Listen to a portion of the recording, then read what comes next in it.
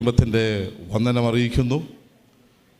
ഇങ്ങനെ ഒരു പരസ്യയോഗം ഇവിടെ ക്രമീകരിപ്പാൻ ദൈവത്തിൻ്റെ പരിശുദ്ധാത്മാവ് ഞങ്ങൾക്ക് ഒരു ചിന്ത നൽകി. അതിനുവേണ്ടി ഞങ്ങൾ പ്രാർത്ഥിച്ചുകൊണ്ടിരുന്നു. ഇങ്ങനെ ഒരു ദിവസം കർത്താവ് നമുക്ക് ദാനമായി നൽകിയതിനെ ഓർത്ത് ഞാൻ ദൈവത്തിന് സ്തോത്രം ചെയ്യുന്നു. നല്ല നല്ല ഗാനങ്ങൾ നാം ഇതുവരെയും കേട്ടുകൊണ്ടിരിക്കുകയായിരുന്നു. തുടർന്നുള്ള അല്പനിമിഷങ്ങൾ ഞങ്ങളെ ഞങ്ങളാക്കി മാറ്റിയ, ഞങ്ങളൊരു മതത്തിൻ്റെയോ ഒരു ജാതിയുടെയോ ഒരു സഭയുടെയോ വക്താക്കളല്ല. കാൾ മാർക്സ് പറഞ്ഞതുപോലെ മതം മനുഷ്യനെ മയക്കുന്ന കറുപ്പാണെന്ന് തന്നെ ഞങ്ങൾ വിശ്വസിക്കുന്നു. ഒരു മതവും ഒരു മനുഷ്യനെയും രക്ഷിക്കാൻ സാധ്യമല്ല. എന്നാൽ ഒരു നല്ല മനുഷ്യനാക്കി മാറ്റിയ ഒരു വ്യക്തിത്വമുണ്ട്. അത് സാക്ഷാൽ ശ്രീ യേശു ക്രിസ്തുവാണ്. ആ യേശു ക്രിസ്തു എങ്ങനെയാണ് ഞങ്ങളെ രൂപാന്തരപ്പെടുത്തിയത് എന്ന് ചില വാക്കുകൾ കൊണ്ട് നിങ്ങളോട് പരിചയപ്പെടുത്തുവാനായി ഞാൻ ഏറെ സ്നേഹിക്കുന്ന, ബഹുമാനിക്കുന്ന, ആദരിക്കുന്ന പാസ്റ്റർ ഷമീർ കൊല്ലത്തെ ഞാൻ വളരെ ആദരവോടെ മുമ്പോട്ടേക്ക് ക്ഷണിക്കുന്നു. എല്ലാവരും കരമടിച്ച് ദൈവത്തിനൊന്ന് മഹത്വം കൊടുക്കാം.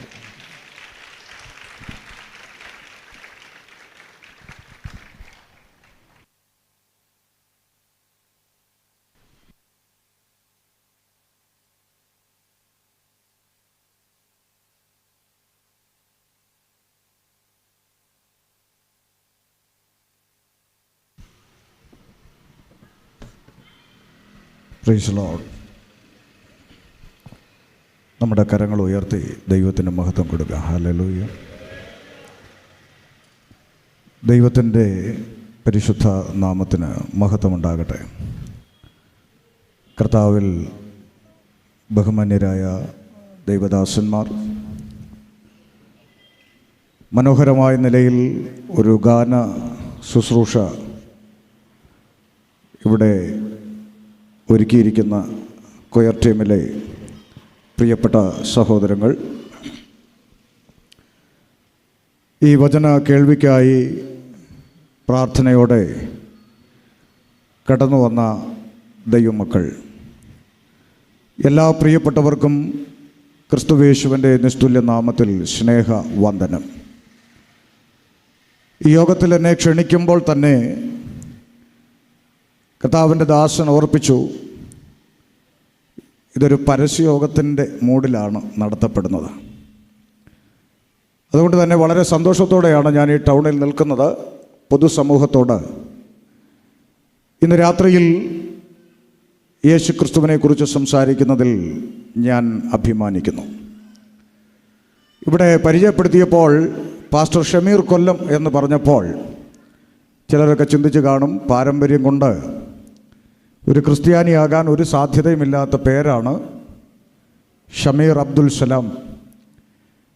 കഴിഞ്ഞ 23 വർഷങ്ങൾക്ക് മുൻപ് ഈ വിശുദ്ധ ബൈബിൾ കരങ്ങളിലെടുക്കാൻ ഭാഗ്യം ലഭിച്ചതുകൊണ്ടാണ് ഇന്ന് രാത്രിയിൽ നിങ്ങളുടെ മുമ്പിൽ ഞാനായിരിക്കുന്നത്.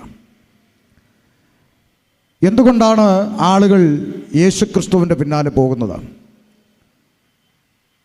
ഇന്ന് നമ്മുടെ ഈ കൊച്ചു കേരളത്തിനകത്ത് തന്നെ പലവിധമാകുന്ന ചർച്ചകൾ, പലവിധമാകുന്ന അഭിപ്രായ വ്യത്യാസങ്ങൾ സുവിശേഷ പ്രവർത്തനങ്ങളെ സംബന്ധിച്ച് കേൾക്കുന്നുണ്ട്. 2002 വരെ എൻ്റെ ബാപ്പയും ഉമ്മയും പഠിപ്പിച്ച പാരമ്പര്യ ചിട്ടകൾ അനുസരിച്ച് ജീവിച്ച ഒരു ഇസ്ലാമിക പശ്ചാത്തലത്തിൽ ഞാൻ ജനിച്ച് വളർത്തപ്പെട്ടെങ്കിലും ജീവിതത്തിൽ കടന്നു വന്ന അനുഭവങ്ങൾ നിമിത്തം ഒരു ബൈബിൾ എൻ്റെ കരത്തിൽ എത്തിപ്പെടുവാനുള്ള അവസരമുണ്ടായി. സ്വാഭാവികമായിട്ടും ഇതെന്താണ് എന്ന് ഒന്ന് വായിക്കണം എന്ന താല്പര്യം ഹൃദയത്തിലുണ്ടായി. അങ്ങനെ 2002 ഈ പുസ്തകം വായിച്ച് ഈ കഴിഞ്ഞ 23 വർഷമായി ഈ പുസ്തകത്തിലെ ഏറ്റവും പ്രാധാന്യമർഹിക്കുന്ന ലോകരക്ഷകനായ യേശു ക്രിസ്തുവിൻ്റെ വക്താവായി നിൽപ്പാൻ ദൈവം എനിക്ക് കൃപ തന്നു. കേരളത്തിൻ്റെ പല ജില്ലകളിൽ കഴിഞ്ഞ 17 വർഷങ്ങളോളമായി പ്രസംഗിക്കുവാൻ നടക്കുന്നു. ഓരോ തെരുക്കോണുകളിലും ഓരോ വേദികളിലും. അപ്പോഴൊക്കെ പല സംശയങ്ങൾ പലരും ചോദിക്കാറുണ്ട്. എന്തിനാണ് താങ്കൾ ക്രിസ്ത്യാനിയായത്? നമ്മുടെ നാട്ടിൽ ചില ആളുകൾ ഇതിനെ വിളിക്കുന്ന ഒരു ഓമന പേരുണ്ട്. ഇത് മതം മാറിയ അല്ലെങ്കിൽ മതം മാറ്റുന്ന പരിപാടിയാണെന്നൊക്കെ പറയാറുണ്ട്. ഞാൻ ഇന്ന് രാത്രി ഏറെ സന്തോഷത്തോടെ കട്ടപ്പന ദേശത്തോട് പറയാം, ഈ ബൈബിൾ വായിക്കും തോറും ഇത് നെഞ്ചോട് ചേർത്ത് പിടിക്കുവാൻ ഷമീറിനെ പ്രേരിപ്പിച്ച ഒന്നാമത്തെ ഘടകം, ഈ പുസ്തകം തുടക്കം മുതൽ ഒടുക്കം വരെ ആവർത്തിച്ച് പലതവണ വായിച്ച വ്യക്തിയാണ് ഞാൻ. ഈ പുസ്തകം തുടക്കം മുതൽ ഒടുക്കം വരെ വായിച്ചിട്ടും ഈ പുസ്തകത്തിൻ്റെ അകത്ത് ഒരു ഒറ്റ പേപ്പറിൻ്റെ അകത്ത് പോലും ഒരു വരി പോലും മതം പഠിപ്പിക്കാത്ത പുസ്തകമാണ് വിശുദ്ധ ബൈബിൾ. ഇത് പരസ്യവേദിയാണ്. യേശുക്രിസ്തു ഒരു മതത്തെക്കുറിച്ച് പഠിപ്പിച്ചിട്ടില്ല, മതം സ്ഥാപിക്കാൻ പഠിപ്പിച്ചിട്ടില്ല, മതത്തിൽ ചേരാനോ ചേർക്കാനോ പഠിപ്പിച്ചിട്ടില്ല. അങ്ങനെ മതത്തെക്കുറിച്ച് പഠിപ്പിക്കാത്ത ഒരു പുസ്തകമാണ് വിശുദ്ധ ബൈബിൾ. എന്നിട്ടും നാട്ടുകാർ നമ്മളെ നോക്കി പറയുന്നത് മതം മാറ്റുന്നവർ എന്നാണ്. എനിക്കത് കേൾക്കുമ്പോൾ ചിരി വരും. കാരണം ഈ അടുത്ത കാലത്ത് ഒരു ചേച്ചി ഫേസ്ബുക്കിലും സോഷ്യൽ മീഡിയയിലൊക്കെ ഒരു ചേച്ചി വന്നിട്ട് പറഞ്ഞു, ഈ പെന്തക്കോസ്ത് ഉപദേശിമാരെ വീട്ടിൽ കയറ്റല്ലേ കേട്ടോ, അവർ 500 രൂപയും കഞ്ഞിയും പയറും കൊടുത്ത് ഞങ്ങളുടെ ആളുകളെ മതം മാറ്റുന്നു എന്നൊരു ചേച്ചി പറഞ്ഞു. അപ്പോൾ ഞാൻ അങ്ങനെയുള്ള ചേച്ചിയോടും ചേച്ചിയുടെ ഫാൻസുകാരോടും ഒക്കെ ചോദിക്കാറുണ്ട്, അങ്ങനെയാണെങ്കിൽ നിങ്ങൾക്കൊരു 1000 രൂപയും ചിക്കൻ ഫ്രൈയും കൊടുത്ത് അവരെ തിരിച്ചു കൊണ്ടുപോകരുതോ? 500 രൂപയ്ക്കും കഞ്ഞിയും പയറിനും ആരെങ്കിലും ഇങ്ങോട്ട് വന്നെങ്കിൽ നല്ലൊരു 1000 രൂപയെ ഒരു മുഴുത്ത കോഴിക്കാലും കാണിച്ചാൽ അവർ തിരിച്ചു വരികയില്ലേ? അപ്പോൾ അങ്ങനെ വെറുതെ ആക്ഷേപിക്കുന്ന ഒരു സമൂഹത്തിൻ്റെ നടുവിൽ ഇന്ന് രാത്രി നിന്നുകൊണ്ട് അല്പസമയം സംസാരിക്കാൻ ആശിക്കുന്നത്, എന്തുകൊണ്ട് യേശുക്രിസ്തുവിൽ വിശ്വസിക്കണം, എന്താണ് ഈ സുവിശേഷത്തിൻ്റെ ഉദ്ദേശം? വളരെ ചുരുങ്ങിയ ചില മിനിറ്റുകളിൽ ഒരു സന്ദേശം ഈ കട്ടപ്പന ദേശത്തോട് അറിയിച്ച ശേഷം ഇവർ പിന്നെയും മനോഹരമായ ഗാനങ്ങൾ നിങ്ങൾക്ക് വേണ്ടി ഒരുക്കിയിട്ടുണ്ട്. അതുകൊണ്ട് ഇന്ന് രാത്രിയിൽ ഒരല്പസമയം ഒരു ചിന്തയിലേക്ക് നിങ്ങളെ ക്ഷണിക്കുകയാണ്. ഞങ്ങളുടെ സകല പ്രസംഗങ്ങൾക്കും ആധാരം വിശുദ്ധ ബൈബിൾ എന്ന പുസ്തകമാണ്. അതുകൊണ്ട് തന്നെ ബൈബിളിൽ ആയിരക്കണക്കിന് വർഷങ്ങൾക്ക് മുൻപ് ദൈവനിശ്വാസത്താൽ രേഖപ്പെടുത്തപ്പെട്ട ഒരു വചനഭാഗം നിങ്ങളുടെ ശ്രദ്ധയിലേക്ക് കൊണ്ടുവരികയാണ്. 49-ാം സങ്കീർത്തനമെന്ന് പറയുന്ന ഈ പുസ്തകത്തിൽ ആ 49-ാം സങ്കീർത്തനത്തിൻ്റെ ഒടുവിലത്തെ ഭാഗം ഇങ്ങനെയാണ് എഴുതിയിരിക്കുന്നത്: മാനത്തോടിരിക്കുന്ന മനുഷ്യൻ വിവേകഹീനനായാൽ അവൻ നശിച്ചു പോകുന്ന മൃഗങ്ങൾക്ക് തുല്യനാകുന്നു. ഒന്നുകൂടി പറയാം, മാന്യതയോടെ ജീവിക്കുന്ന മനുഷ്യന്മാർ മൃഗതുല്യരായി മാറുന്ന ഒരു കാലഘട്ടത്തെക്കുറിച്ച് ആയിരക്കണക്കിന് വർഷങ്ങൾക്ക് മുൻപേ ഈ പുസ്തകത്തിൽ പ്രവചനാത്മാവിൽ രേഖപ്പെടുത്തിയിരിക്കുന്നു. 2026 ഈ കമ്പ്യൂട്ടർ യുഗത്തിൽ ഈ തിരുവചനത്തിന് ഏറെ പ്രസക്തിയുണ്ട്.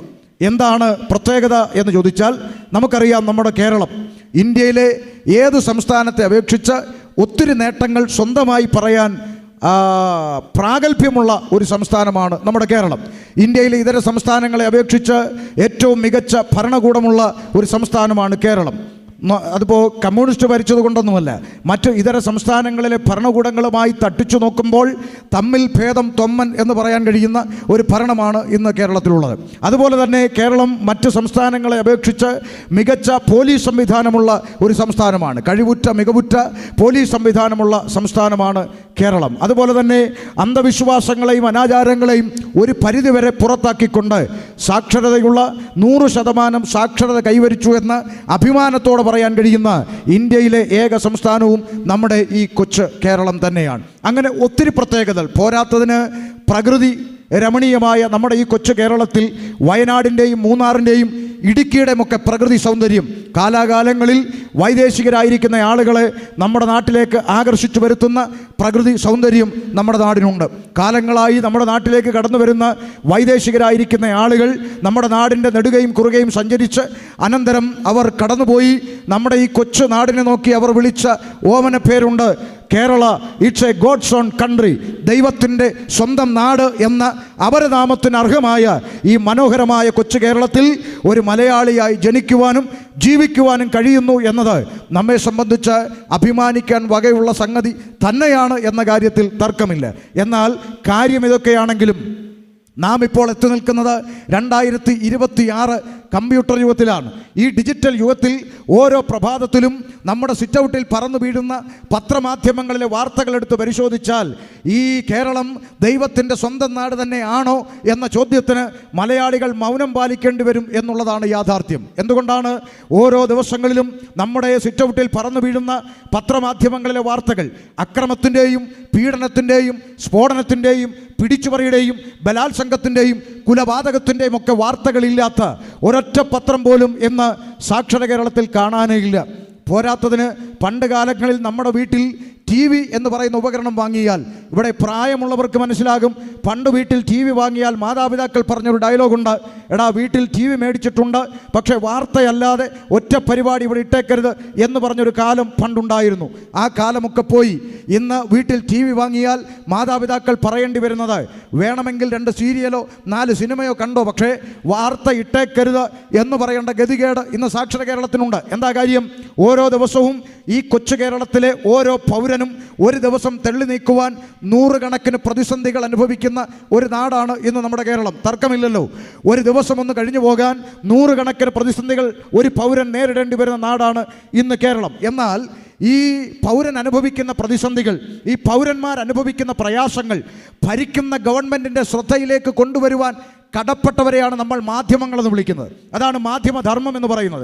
ഒരു പൗരൻ ഈ പൊതുസമൂഹത്തിൽ അനുഭവിക്കുന്ന പ്രതിസന്ധികളും പ്രയാസങ്ങളും ഭരിക്കുന്ന ഗവൺമെൻറ്റിൻ്റെ ശ്രദ്ധയിൽപ്പെടുത്തുവാൻ കടപ്പെട്ട മാധ്യമങ്ങൾ അവരുടെ ഉത്തരവാദിത്വം മറന്നിട്ട് പ്രധാനപ്പെട്ട രാഷ്ട്രീയക്കാരുടെയും സിനിമാ താരങ്ങളുടെയും പീഡനത്തിൻ്റെ വാർത്തകൾ മാത്രം തെരഞ്ഞുപിടിച്ച് ചർച്ചകൾ നടത്തി അങ്ങനെ ഓരോ ദിവസവും നമ്മുടെ സ്വീകരണ മുറിയിൽ നടക്കുന്ന TV ചാനലുകളിലെ അന്തിച്ചർച്ചകൾ മുഴുവൻ പീഡനത്തിൻ്റെ വാർത്തകളായി മാറിയപ്പോൾ മനോഹരമായ നമ്മുടെ ഹരിത കേരളം പിന്നെ സരിത കേരളമായി, ഇപ്പോൾ സ്വപ്ന കേരളമായി അങ്ങനെ മുന്നോട്ട് പോയിക്കൊണ്ടിരിക്കുകയാണ്. ഇതൊക്കെ കണ്ടും കേട്ടും കുട്ടികൾ ചോദിക്കുന്ന ചോദ്യത്തിന് മറുപടി പറയാൻ കഴിയാത്ത മാതാപിതാക്കൾ വാർത്ത ഇവിടെ വെച്ചില്ലേലും കുഴപ്പമില്ല എന്ന് പറയേണ്ടുന്ന ഒരു സാഹചര്യത്തിലേക്ക് നമ്മുടെ സാക്ഷര കേരളം എത്തിച്ചേർന്നിരിക്കുകയാണ്. അപ്പോൾ ശ്രദ്ധിക്കണം, എന്തുകൊണ്ട് ഇത് സംഭവിക്കുന്നു? എന്തുകൊണ്ടാണ് നമ്മുടെ നാട് ഈ ഓരോ ദിവസം കഴിയുന്തോറും ഇത്രയധികം ഭീകരമാകുന്ന അവസ്ഥയിലേക്ക് പോയിക്കൊണ്ടിരിക്കുന്നത് എന്ന് ഓരോ മലയാളിയും ചിന്തിക്കേണ്ട കാലഘട്ടം അതിക്രമിച്ചിരിക്കുന്നു. എന്തുകൊണ്ട്? ഇവിടെ മികച്ച ഭരണകൂടമില്ലാഞ്ഞിട്ടോ അല്ല, ഇരട്ട ചങ്കുള്ള നേതാവ് ഭരിക്കുന്ന കേരളം, മികച്ച പോലീസ് സംവിധാനങ്ങൾ ഇവിടെയുള്ള കേരളം, ഇത്രയധികം സംവിധാനങ്ങൾ ഇവിടെ ഉണ്ടായിട്ടും എന്തുകൊണ്ട് ഇത്രയധികം തരം താഴുന്ന നിലയിലേക്കുള്ള വാർത്തകൾ നമ്മുടെ കാതുകളിലേക്ക് എത്തപ്പെടുന്നു എന്നുള്ളത് മലയാളി സുബോധത്തോടെ ചിന്തിക്കേണ്ടുന്ന ഏറ്റവും ഗൗരവമായ ഒരു വിഷയം തന്നെയാണ്. നമുക്കിവിടെ അടുത്തുള്ള ബഹുമാനപ്പെട്ട പോലീസ് സംവിധാനത്തോട് ചോദിക്കാം, സാർ എന്തുകൊണ്ടാണ് സാർ ഇത്രയധികം കുറ്റകൃത്യങ്ങൾ ഇവിടെ നടക്കുന്നത്? സാർ ഇവിടുത്തെ ഭരണകൂടം ശക്തമല്ലേ സാർ? സാർ ഇവിടെ ഇരട്ടച്ചങ്കുള്ള നേതാവ് ഭരിക്കുന്നില്ലേ സാർ? സാർ ഇവിടുത്തെ പോലീസ് സംവിധാനം ശക്തമല്ലേ സാർ? സാർ ഇവിടുത്തെ ജയിലറകൾ വലിയ കനമുള്ള ജയിലറകളൊക്കെ തന്നെയല്ലേ? പിന്നെ എന്തുകൊണ്ടാണ് ഈ കുറ്റകൃത്യങ്ങൾ നാട്ടിൽ വർദ്ധിക്കുന്നത്? ചോദ്യത്തിൻ്റെ ഉത്തരമായി ബഹുമാനപ്പെട്ട പോലീസ് അധികാരികൾ പലപ്പോഴും പറയുന്ന വാക്കുകൾ ഇങ്ങനെയാണ്, ഞങ്ങളെന്തു ചെയ്യാനാണ്, കാക്കിയിട്ടെങ്കിലും ഞങ്ങളും മനുഷ്യന്മാർ തന്നെയല്ലേ, കാര്യങ്ങൾ കൈവിട്ടു പോയിരിക്കുന്നു, ഞങ്ങളുടെ നിയന്ത്രണത്തിന് അപ്പുറത്തതായിരിക്കുന്നു കാര്യങ്ങൾ. അവർ പറയുകയാണ്, ഒരു ദിവസം ഒരു ലോക്കൽ പോലീസ് സ്റ്റേഷനിൽ 10 കേസുകൾ റിപ്പോർട്ട് ചെയ്താൽ, ശ്രദ്ധിക്കണം, ഒരു ലോക്കൽ പോലീസ് സ്റ്റേഷനിൽ ഒരു ദിവസം ഒരു 10 കേസ് റിപ്പോർട്ട് ചെയ്താൽ അതിൽ 9 കേസിലും ഉൾപ്പെട്ട പ്രതികളെക്കുറിച്ച് പോലീസുകാർ തയ്യാറാക്കുന്ന FIR-ലും കോടതി മുറിയിലേക്ക് അയക്കുന്ന കുറ്റപത്രങ്ങളിലും അവർക്ക് എഴുതി ചേർക്കേണ്ടി വരുന്ന ഒരു പദം ശ്രദ്ധേയമാണ്. കട്ടപ്പനക്കാർ ശ്രദ്ധയോടെ ശ്രദ്ധിക്കണം. ആ പ്രത്യേക പദം വളരെ ശ്രദ്ധേയമാണ്. ഏതാണ് ആ പദം എന്ന് ചോദിച്ചാൽ നിങ്ങൾക്കറിയാം. സംഭവ സമയത്ത് പ്രതി മദ്യ ലഹരിയിലായിരുന്നുവെന്നോ, സംഭവ സമയത്ത് പ്രതിക്ക് സുബോധമില്ലായിരുന്നെന്നോ, സംഭവ സമയത്ത് പ്രതി കഞ്ചാവ് ഉപയോഗിച്ചിരുന്നെന്നോ, അങ്ങനെ ഏതൊരു കുറ്റകൃത്യങ്ങൾ നാം എടുത്ത് പരിശോധിച്ചാലും അതിൻ്റെ എല്ലാം പിറകിൽ ഒളിഞ്ഞും മറഞ്ഞുമിരിക്കുന്ന യഥാർത്ഥ വില്ലൻ ഈ ലഹരി എന്ന് പറയുന്ന ചെകുത്താനല്ലേ? നിഷേധിക്കാൻ കഴിയാത്തൊരു യാഥാർത്ഥ്യമല്ലേ? കേരളത്തിൻ്റെ ഒരറ്റം മുതൽ മറ്റേ അറ്റം വരെ ഈ ലഹരി എന്ന് പറയുന്ന ചെകുത്താൻ ഭാവിയുടെ ഭരണചക്രം തിരിക്കേണ്ടുന്ന കുഞ്ഞുങ്ങളെ കാർന്നു പിടിച്ചിരിക്കുന്നു എന്നുള്ളതാണ് യാഥാർത്ഥ്യം. 1-2 ഉദാഹരണങ്ങൾ നിങ്ങളുടെ ശ്രദ്ധയിലേക്ക് കൊണ്ടുവരാം. എൻ്റെ ജില്ലയായിരിക്കുന്ന കൊല്ലം ജില്ല വാർത്തകളിൽ ഫേമസ് ആണ്. കൊല്ലം ജില്ലയിൽ ചില മാസങ്ങൾക്കപ്പുറത്ത് അഞ്ചൽ എന്ന് പറയുന്ന സ്ഥലത്ത് 7 വയസ്സുള്ള ഒരു പെൺകുഞ്ഞ് തൻ്റെ കൊച്ചച്ഛൻ്റെ കൈവിരൽ തുമ്പിൽ പിടിച്ച് തുള്ളിച്ചാടി തൂങ്ങിയാടി സ്കൂളിലേക്ക് പോയി. ഒന്ന് ശ്രദ്ധിക്കണം, 7 വയസ്സുള്ള കുഞ്ഞ് കൊച്ചച്ഛൻ്റെ കൈവിരൽ തുമ്പിൽ പിടിക്കുമ്പോൾ ആ കുഞ്ഞിൻ്റെ ഹൃദയത്തിൽ ഒരു ധൈര്യമില്ലേ? ഉണ്ട്. എന്താണ് ആ ധൈര്യം? അച്ഛൻ്റെ സ്ഥാനത്തുള്ളൊരു മനുഷ്യനെയാണ് നമ്മൾ കൊച്ചച്ഛൻ എന്ന് വിളിക്കാറ്. അച്ഛന് കൊടുക്കേണ്ട ബഹുമാനമാണ് നമ്മൾ ആ മനുഷ്യന് കൊടുക്കാറ്. അങ്ങനെ ഒരു കൊച്ചച്ഛൻ്റെ കയ്യിലാണ് ഞാൻ പിടിച്ചിരിക്കുന്നതെന്നും ഈ യാത്രയിൽ ആരും എന്നെ ഉപദ്രവിക്കില്ല എന്നൊരു ധൈര്യവും ആ കുഞ്ഞിൻ്റെ ഹൃദയത്തിൽ ഉണ്ടായിരുന്നിരിക്കണം. എന്നാൽ എന്താ സംഭവിച്ചത്? നിങ്ങൾക്കെല്ലാം അറിയാം. ആളൊഴിഞ്ഞ ഒരു പ്രദേശമെത്തിയപ്പോൾ ഈ കൊച്ചച്ഛൻ എന്ന് പറയുന്ന നരാധമൻ 7 വയസ്സുള്ള പെൺകുഞ്ഞിനെ ക്രൂരമായി പീഡിപ്പിച്ച് കൊന്നുകളയുക മാത്രമല്ല, മരിച്ചതിനനന്തരം ആ മൃത ശരീരത്തിൽ പോലും പീഡനത്തിൻ്റെ ചിത്രങ്ങൾ അഴിച്ചുവിട്ട് പൊന്തക്കാട്ടിലേക്ക് എടുത്തെറിഞ്ഞ ആ പെൺകുഞ്ഞിൻ്റെ മൃതശരീരം ഹൃദയം കീറിമുറിക്കുന്ന വേദനയോടെ മലയാളികൾ കണ്ടു മറന്നതാണ്. എന്നാൽ ചിന്തയതല്ല. പോലീസ് അധികാരികൾ ഈ കൊച്ചച്ഛൻ എന്ന് പറഞ്ഞ മനുഷ്യനെ അറസ്റ്റ് ചെയ്ത് ചോദ്യം ചെയ്യുമ്പോൾ വളരെ ലാഘവത്തോടെ ആ മനുഷ്യൻ പറഞ്ഞ മറുപടി കേരളത്തിന് ഓർമ്മയുണ്ടോ? ആ മനുഷ്യൻ പറഞ്ഞ മറുപടി എന്താ? അയ്യോ സാറേ, മദ്യലഹരിയിൽ ചെയ്തു പോയി എന്നാണ്. ചിന്തിക്കണം. സ്വന്തം ഭവനത്തിൽ പാർക്കുന്ന 7 വയസ്സുള്ള ഒരു പെൺകുഞ്ഞ് നിങ്ങളുടെയൊക്കെ ഭവനത്തിൽ ഉണ്ടാകാം, ഇല്ലെങ്കിൽ നാളെ വളർന്നു വരുന്നുണ്ടാകാം. ആ 7 വയസ്സുള്ള പെൺകുഞ്ഞിനെ പോലും തിരിച്ചറിയാൻ കഴിയാത്ത വണ്ണം അച്ഛൻ്റെ സ്ഥാനത്ത് നിൽക്കേണ്ടുന്ന മനുഷ്യൻ്റെ ആ ബുദ്ധിമണ്ഡലത്തെ മുരടിപ്പിച്ച ചെകുത്താൻ്റെ പേരാണ് കേരള സമൂഹമേ ലഹരി എന്ന് പറയുന്ന മാരക വിപത്ത്. വാർത്തകൾ അവസാനിക്കുന്നില്ല. ദേ പത്തനംതിട്ട റബ്ബർ തോട്ടത്തിനിടയിലൂടെ ഒരമ്മ നിലവിളിച്ചുകൊണ്ട് ഓടുകയാണ്, രക്ഷിക്കണേ എന്ന് പറഞ്ഞുകൊണ്ട്. ആരിൽ നിന്നാണ് രക്ഷിക്കേണ്ടത്? 10 മാസം വയറ്റിൽ ചുമന്ന് നൊന്ത് പ്രസവിച്ച് ആ പെറ്റതള്ളയെ ഉപദ്രവിക്കുവാൻ ഓടിച്ചത് മകനാണ്.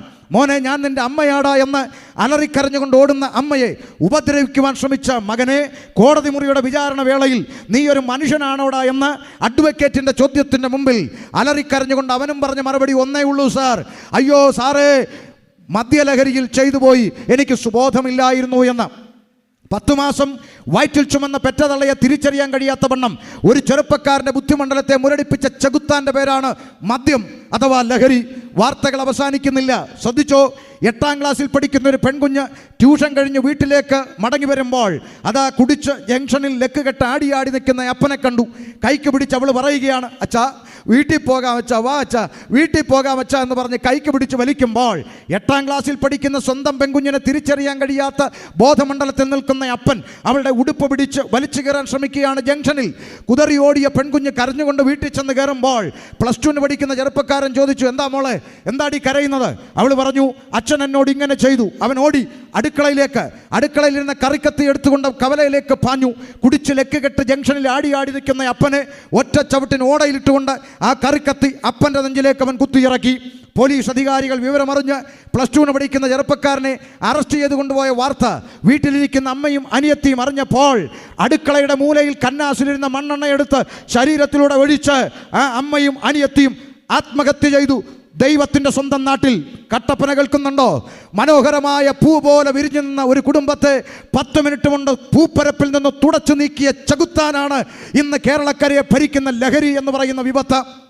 പണ്ട് മാതാപിതാക്കൾക്കൊരു സമാധാനമുണ്ടായിരുന്നു. എന്താ?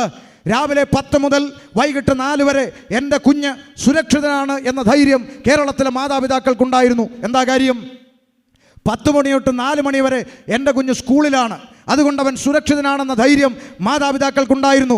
ഇന്ന് ഏറ്റവും കൂടുതൽ മാതാപിതാക്കൾ ഭയപ്പെടുന്ന സമയം 10 മണി തൊട്ട് 4 മണി വരെയുള്ള സമയമാണ്. എന്തുകൊണ്ടാണ്? കലാലയങ്ങളിലും ക്യാമ്പസുകളിലും ചൂടപ്പം പോലെ വിറ്റഴിക്കപ്പെടുന്ന രാസലഹരിയും സിന്തറ്റിക് ലഹരിയുമൊക്കെ ഭാവി തലമുറയെ കാർന്നു പിടിച്ചു കഴിച്ചിരിക്കുന്നു. ഞങ്ങൾ ഒരിക്കലൊരു കവലയിൽ നിന്നുകൊണ്ട് പ്രസംഗിക്കുമ്പോൾ അതുവഴി കടന്നുപോയ ഒരു എക്സൈസ് ഉദ്യോഗസ്ഥനായിരിക്കുന്ന പോലീസ് അധികാരി വണ്ടി നിർത്തി പ്രസംഗിച്ചുകൊണ്ട് നിൽക്കുമ്പോൾ അല്പം അദ്ദേഹം കേട്ടു നിന്നു. ശേഷം കടന്നു വന്നിട്ട് ഞങ്ങളോട് പറഞ്ഞു, നിങ്ങൾ ഈ പ്രസംഗം കേരളത്തിൻ്റെ ഓരോ മുക്കിലും മൂലയിലും തുടരണം. ചോദിച്ചു, എന്താ സാർ? അദ്ദേഹം പറയുകയാണ്, ചില മാസങ്ങൾക്ക് മുമ്പ് ഒരു സ്കൂളിൽ നിന്ന് 6ാം ക്ലാസ്സിൽ പഠിക്കുന്ന ഒരു പെൺകുഞ്ഞിൻ്റെ ബാഗിൽ നിന്നാണ് MDMA എന്ന് പറയുന്ന മാരകമായ ലഹരി കണ്ടെടുത്തത് എന്ന്. ആ കുഞ്ഞിൻ്റെ പ്രായം പരിഗണിച്ച് വാർത്ത പുറത്തുവിടാതെ രഹസ്യമായ അന്വേഷണം നടക്കുന്നു എന്ന്. അതുകൊണ്ട് ശ്രദ്ധിക്കണം. നാളെ നിങ്ങളുടെയൊക്കെ ഭവനങ്ങളിലും കാണും 6 വയസ്സുള്ള അല്ലെങ്കിൽ 6ാം ക്ലാസ്സിൽ പഠിക്കുന്ന ഒരു പെൺകുഞ്ഞ്. ചിന്തിക്കണം, നമ്മുടെയൊക്കെ കുഞ്ഞുങ്ങളുടെ ബാഗ് എല്ലാ ദിവസവും പരിശോധിക്കാറില്ല. പുതിയ ഉദ്യോഗസ്ഥന്മാരുടെ പുതിയ വിവരങ്ങൾ അനുസരിച്ച് അവർ പറയുന്നത് ഇപ്പോഴത്തെ വിദ്യാർത്ഥിനികൾ വീട്ടിൽ നിന്ന് ഇറങ്ങുമ്പോഴേ യൂണിഫോമിനോടൊപ്പം ആരും കാണാതെ ഒരു ജോഡി കളർ ഡ്രസ്സ് എടുത്ത് ബാഗിൽ ഒളിപ്പിച്ച് വെച്ചുകൊണ്ട് വീട്ടിൽ നിന്ന് ഇറങ്ങുന്നു എന്നാണ്. ആരും കാണാതെ ഏതെങ്കിലും പാർക്കിൻ്റെ മരച്ചുവട്ടിലോ ഏതെങ്കിലും ബീച്ചിലോ ഏതെങ്കിലും മാളുകളിലോ അവർ ചെല്ലുന്നു, യൂണിഫോം ഊരി ബാഗിൽ വെക്കുന്നു, കരുതി വെച്ചിരിക്കുന്ന കളർ ഡ്രസ്സ് എടുത്തിട്ടുകൊണ്ട് കാത്തു നിൽക്കുന്ന ചെക്കൻ്റെ ഒപ്പം ബൈക്കിൻ്റെ പുറത്ത് പാഞ്ഞു പോകുന്ന ആധുനിക തലമുറയാണ് ഇന്ന് നമ്മൾ കണ്ടുകൊണ്ടിരിക്കുന്നത്. ബൈക്കിൽ പോകുന്ന 2 പേർക്കും ഹെൽമറ്റ് വേണമെന്ന നിയമം വന്നതുകൊണ്ട് പിള്ളേർ ഹാപ്പിയാണ്. പപ്പയുടെ മുമ്പിൽ കൂടെ പോകാം, മമ്മിയുടെ മുമ്പിൽ കൂടെ പോകാം, ടാറ്റ പറഞ്ഞു പോയാൽ മതി. സ്വന്തം മകളാണ് പോകുന്നതെന്ന് തിരിച്ചറിയാൻ കഴിയാത്ത ഒരു കാലഘട്ടത്തിലേക്ക് നാം എത്തി നിൽക്കുകയാണ്. ശ്രദ്ധിക്കണം, സ്കൂളുകളിൽ പോലും നമ്മുടെ കുഞ്ഞുങ്ങൾക്ക് സുരക്ഷിതത്വം ഇല്ല എന്ന നിലയിലേക്ക് ഈ ദൈവത്തിൻ്റെ സ്വന്തം നാട് സാക്ഷര കേരളം ആയിത്തീർന്നിരിക്കുന്നു. ചോദിക്കട്ടെ, എന്തുകൊണ്ട് ഇത് സംഭവിക്കുന്നു? ഈ നാട്ടിൽ ദൈവവിശ്വാസങ്ങളില്ലാഞ്ഞിട്ടോ, അതോ മതങ്ങളില്ലാഞ്ഞിട്ടോ, അതോ മതഗ്രന്ഥങ്ങളില്ലാഞ്ഞിട്ടോ, തത്വശാസ്ത്ര സംഹിതകളില്ലാഞ്ഞിട്ടോ, എ മുതൽ ഇസഡ് വരെ കൂണുപോലെ ഓരോ അക്ഷരമാലയിലും മുളച്ചു പൊങ്ങുന്ന രാഷ്ട്രീയ പ്രസ്ഥാനങ്ങൾ, ഏതും പോരാത്തതിന് ആൾ ദൈവങ്ങളും കേരളത്തിലുണ്ട്. ഇപ്പോൾ മുക്കിന് ഓരോന്ന് എഴുന്നേറ്റുകൊണ്ടിരിക്കുക. ഓരോ ആഴ്ചയിലും ഓരോ പഞ്ചായത്തിൽ നിന്നാണ് ആൾ ദൈവങ്ങൾ എഴുന്നേറ്റ് വരുന്നത്. ഇതെല്ലാം കേരളത്തിലുണ്ട്. ഇതൊക്കെ ആയിട്ടും ഈ മനുഷ്യൻ്റെ ഈ അധാർമിക പ്രവർത്തനങ്ങളിൽ നിന്ന്, ഈ തിന്മയുടെ പ്രവർത്തനങ്ങളിൽ നിന്ന് പണ്ട് കാലത്ത് കേട്ടുകേൾവി പോലും ചെയ്യാൻ കഴിഞ്ഞിട്ടില്ലാത്ത വാർത്തകൾ ഇന്ന് നമ്മുടെ മുമ്പിൽ പകൽ പോലെ വെളിപ്പെട്ട് വരുവാനുള്ള കാരണം എന്താണ് എന്ന് സാക്ഷര കേരളത്തിലെ ഓരോ മലയാളിയും തലച്ചോറിൻ്റെ അകത്ത് ചിന്തിക്കേണ്ട കാലം അതിക്രമിച്ചിരിക്കുന്നു. എന്തുകൊണ്ട് ഇത് സംഭവിക്കുന്നു? ഈ ലഹരി എന്ന് പറയുന്ന വിപത്ത് നമ്മുടെ കുഞ്ഞുങ്ങളുടെ കഴുത്തിന് പിടിച്ച് മുറുക്കിക്കൊണ്ട് ഇവിടെ താണ്ഡവമാടിക്കൊണ്ടിരിക്കുകയാണ്. എ മുതൽ ഇസഡ് വരെയുള്ള അക്ഷരമാലകളിൽ കൂണുപോലെ മുളച്ചു പൊങ്ങുന്ന രാഷ്ട്രീയ പ്രസ്ഥാനങ്ങൾക്ക് ഈ വിഷവിത്തിനെ കേരളത്തിൽ നിന്ന് തുടച്ചു നിൽക്കാൻ കഴിയുന്നില്ല. എന്തുകൊണ്ട് കഴിയുന്നില്ല? ചിന്തിക്കേണ്ടതല്ലേ മലയാളി? ഈ അടുത്ത കാലത്ത് ഒരു കവലയിൽ ഞാൻ പ്രസംഗിച്ചു കൊണ്ടിരിക്കുമ്പോൾ ഒരു കുടിയൻ ചേട്ടൻ ആടി വന്നിട്ട് എൻ്റെ അടുത്ത് വന്നിട്ട് പറഞ്ഞു, എടോ ഉപദേശിമാരെ, ഇവിടെ മനുഷ്യൻ കള്ളു കുടിച്ചും വെള്ളം ഉണ്ടാക്കിയും നടക്കുന്നെങ്കിൽ അതിനെയൊക്കെ നന്നാക്കാൻ ഇവിടെ പോലീസും ഗവൺമെൻറ്റും ഉണ്ട്. നീയൊക്കെ കിടന്ന് തൊണ്ട കീറിയിട്ട് എന്താ ചെയ്യാനാണ്? ഒരു കുടിയൻ ചോദിക്കുക, ഈ മദ്യത്തിൽ നിന്ന് വിടുവിക്കുവാൻ ഇവിടെ പോലീസും ഗവൺമെൻറ്റും ഉണ്ടെന്ന്. ചുമ്മാ ചിരിപ്പിക്കല്ലേ ചങ്ങാതി, ചുമ്മാ ചിരിപ്പിക്കല്ലേ. ഈ ലഹരിയിൽ നിന്ന്, മദ്യത്തിൽ നിന്ന് ഇവിടെ ഗവൺമെൻറ് രക്ഷിക്കുമെന്ന്. കട്ടപ്പനയ്ക്ക് നട്ടലുണ്ടെങ്കിൽ തൻ്റെ ഇടത്തോടെ പറയണം, ഈ കൊച്ചു കേരളത്തിൽ കുടിക്കാൻ മദ്യം വിളമ്പുന്നത് ആരാണെന്ന് ധൈര്യത്തോടെ പറയണം. ആരാ ഇവിടെ മദ്യം വിളമ്പുന്നത്? ഇവിടെ ഭരിക്കുന്ന അതാത് ഗവൺമെൻറ്റുകളാണ് ഇവിടെ കുടിക്കാൻ മദ്യം കൊടുക്കുന്നത്. സത്യമല്ലേ? സത്യ. എന്നാൽ കുടിച്ചവനെ വഴി പിടിച്ചു നിർത്തി പിഴയടപ്പിക്കുന്ന ആരാണ്? അതും സർക്കാർ തന്നെയാണ്. അടിപൊളി. കുടിക്കാൻ കൊടുക്കുന്നത് സർക്കാർ, കുടിച്ചവനെ കൊണ്ട് പിഴയടപ്പിക്കുന്നത് സർക്കാർ.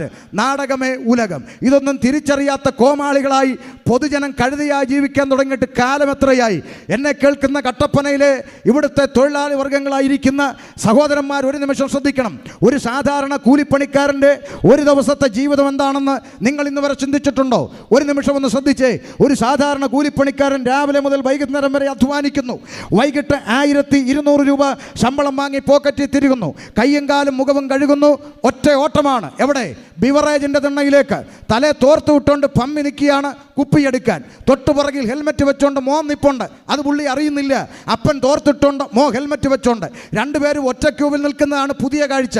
ശ്രദ്ധിക്കണേ, 1200-ൽ 700 രൂപ കൊടുത്ത് കുപ്പിയെടുത്ത അപ്പൻ ബിവറേജിൻ്റെ മൂലയിൽ മാറിയിരുന്ന് കുപ്പി അടിച്ചു തീർക്കുന്നു.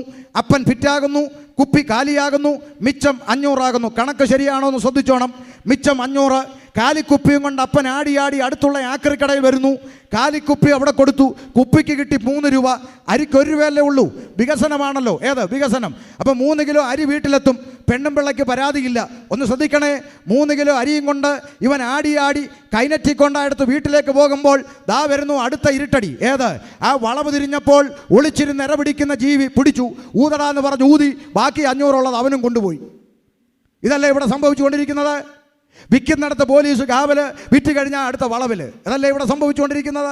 വിൽക്കുന്നിടത്ത് അടി ഉണ്ടാകാതിരിക്കാൻ കാവൽ നിൽക്കണം, വിറ്റ് കഴിഞ്ഞാൽ അടുത്ത വളവിൽ പോയി ഒളിച്ചിരിക്കണം. ഇതാണ് ഇവിടുത്തെ പരിപാടി. ഇവിടെ PSC പരീക്ഷയ്ക്ക് ഇടാൻ പറ്റിയ നല്ലൊരു ചോദ്യമാണ്. കേരളത്തിൽ ഒളിച്ചിരുന്ന് ഇരപിടിക്കുന്ന ജീവി ആരാന്ന് ചോദിച്ചാൽ പിള്ളേർ കണ്ണും പൂട്ടി എഴുതി വെക്കും കേരള പോലീസ് എന്ന്. അമ്മാതിരി നാടകങ്ങൾ ഇവിടെ നടക്കുന്നു. ഒരു വശത്തെ ഗവൺമെൻറ് കുടിക്കാൻ കൊടുക്കുന്നു, മറുവശത്ത് കുടിച്ചവനെ പിടിച്ച് പിഴയടപ്പിക്കുന്നു. ഇമാതിരി കോമഡികളാണ് നമ്മുടെ നാട്ടിൽ നിന്ന് അഭിമുഖീകരിച്ചുകൊണ്ടിരിക്കുന്നത്. ഇതൊന്നും തിരിച്ചറിയാത്ത കുറച്ച് പേട്ട് പിള്ളേര് ഏതൊക്കെയോ രാഷ്ട്രീയ പാർട്ടികൾക്ക് വേണ്ടി ചാകാനും കൊല്ലാനും മടിയില്ലാതെ നടക്കുന്നു. ഇന്ന് സന്ധ്യാസമയത്ത് എന്നെ കേൾക്കുന്ന യുവ സ്നേഹിത, കൂട്ടുകാരാ, കൂടപ്പുറപ്പ്, നീ ഏത് പാർട്ടിക്ക് വേണ്ടി അടിച്ചാലും ഇടിച്ചാലും ചത്താലും കൊന്നാലും ഇരു പാർട്ടിയുടെ നേതാക്കന്മാർ അടുത്ത സ്റ്റേജിൽ കാണുമ്പോൾ തമ്മിൽ കെട്ടിപ്പിടിച്ച് ക്യാമറയുടെ നേരെ നോക്കി വളിച്ച ചിരിയും ചിരിച്ച് അവരവരുടെ വീട്ടിൽ പോകുകയല്ലേ? ആരാ നിനക്ക് വേണ്ടി കരയുന്നത്? നിന്റെ 10 മാസം വയറ്റിൽ ചുമന്ന് നിന്നെ പ്രസവിച്ച പെറ്റതള്ളയുടെ കണ്ണും തോളിൽ കൈയിട്ടുകൊണ്ട് സ്കൂളിൽ പോയ കൂടപ്പുറപ്പിൻ്റെ കണ്ണുമല്ലേ കാലാകാലം നിന്നെ ഓർത്ത് കരഞ്ഞുകൊണ്ടിരിക്കുന്നത്? അതിൻ്റെ അപ്പുറത്ത് എന്ത് മാറ്റം എവിടെ സംഭവിച്ചു ചിന്തിക്കണം. 2, ഈ കൊച്ചു കേരളത്തിൽ ഒറ്റ രാഷ്ട്രീയ നേതാക്കന്മാരുടെ മക്കൾ രക്തസാക്ഷികളായി തെരുവിൽ ചത്തിട്ടില്ലടോ ചെറുപ്പക്കാരാ.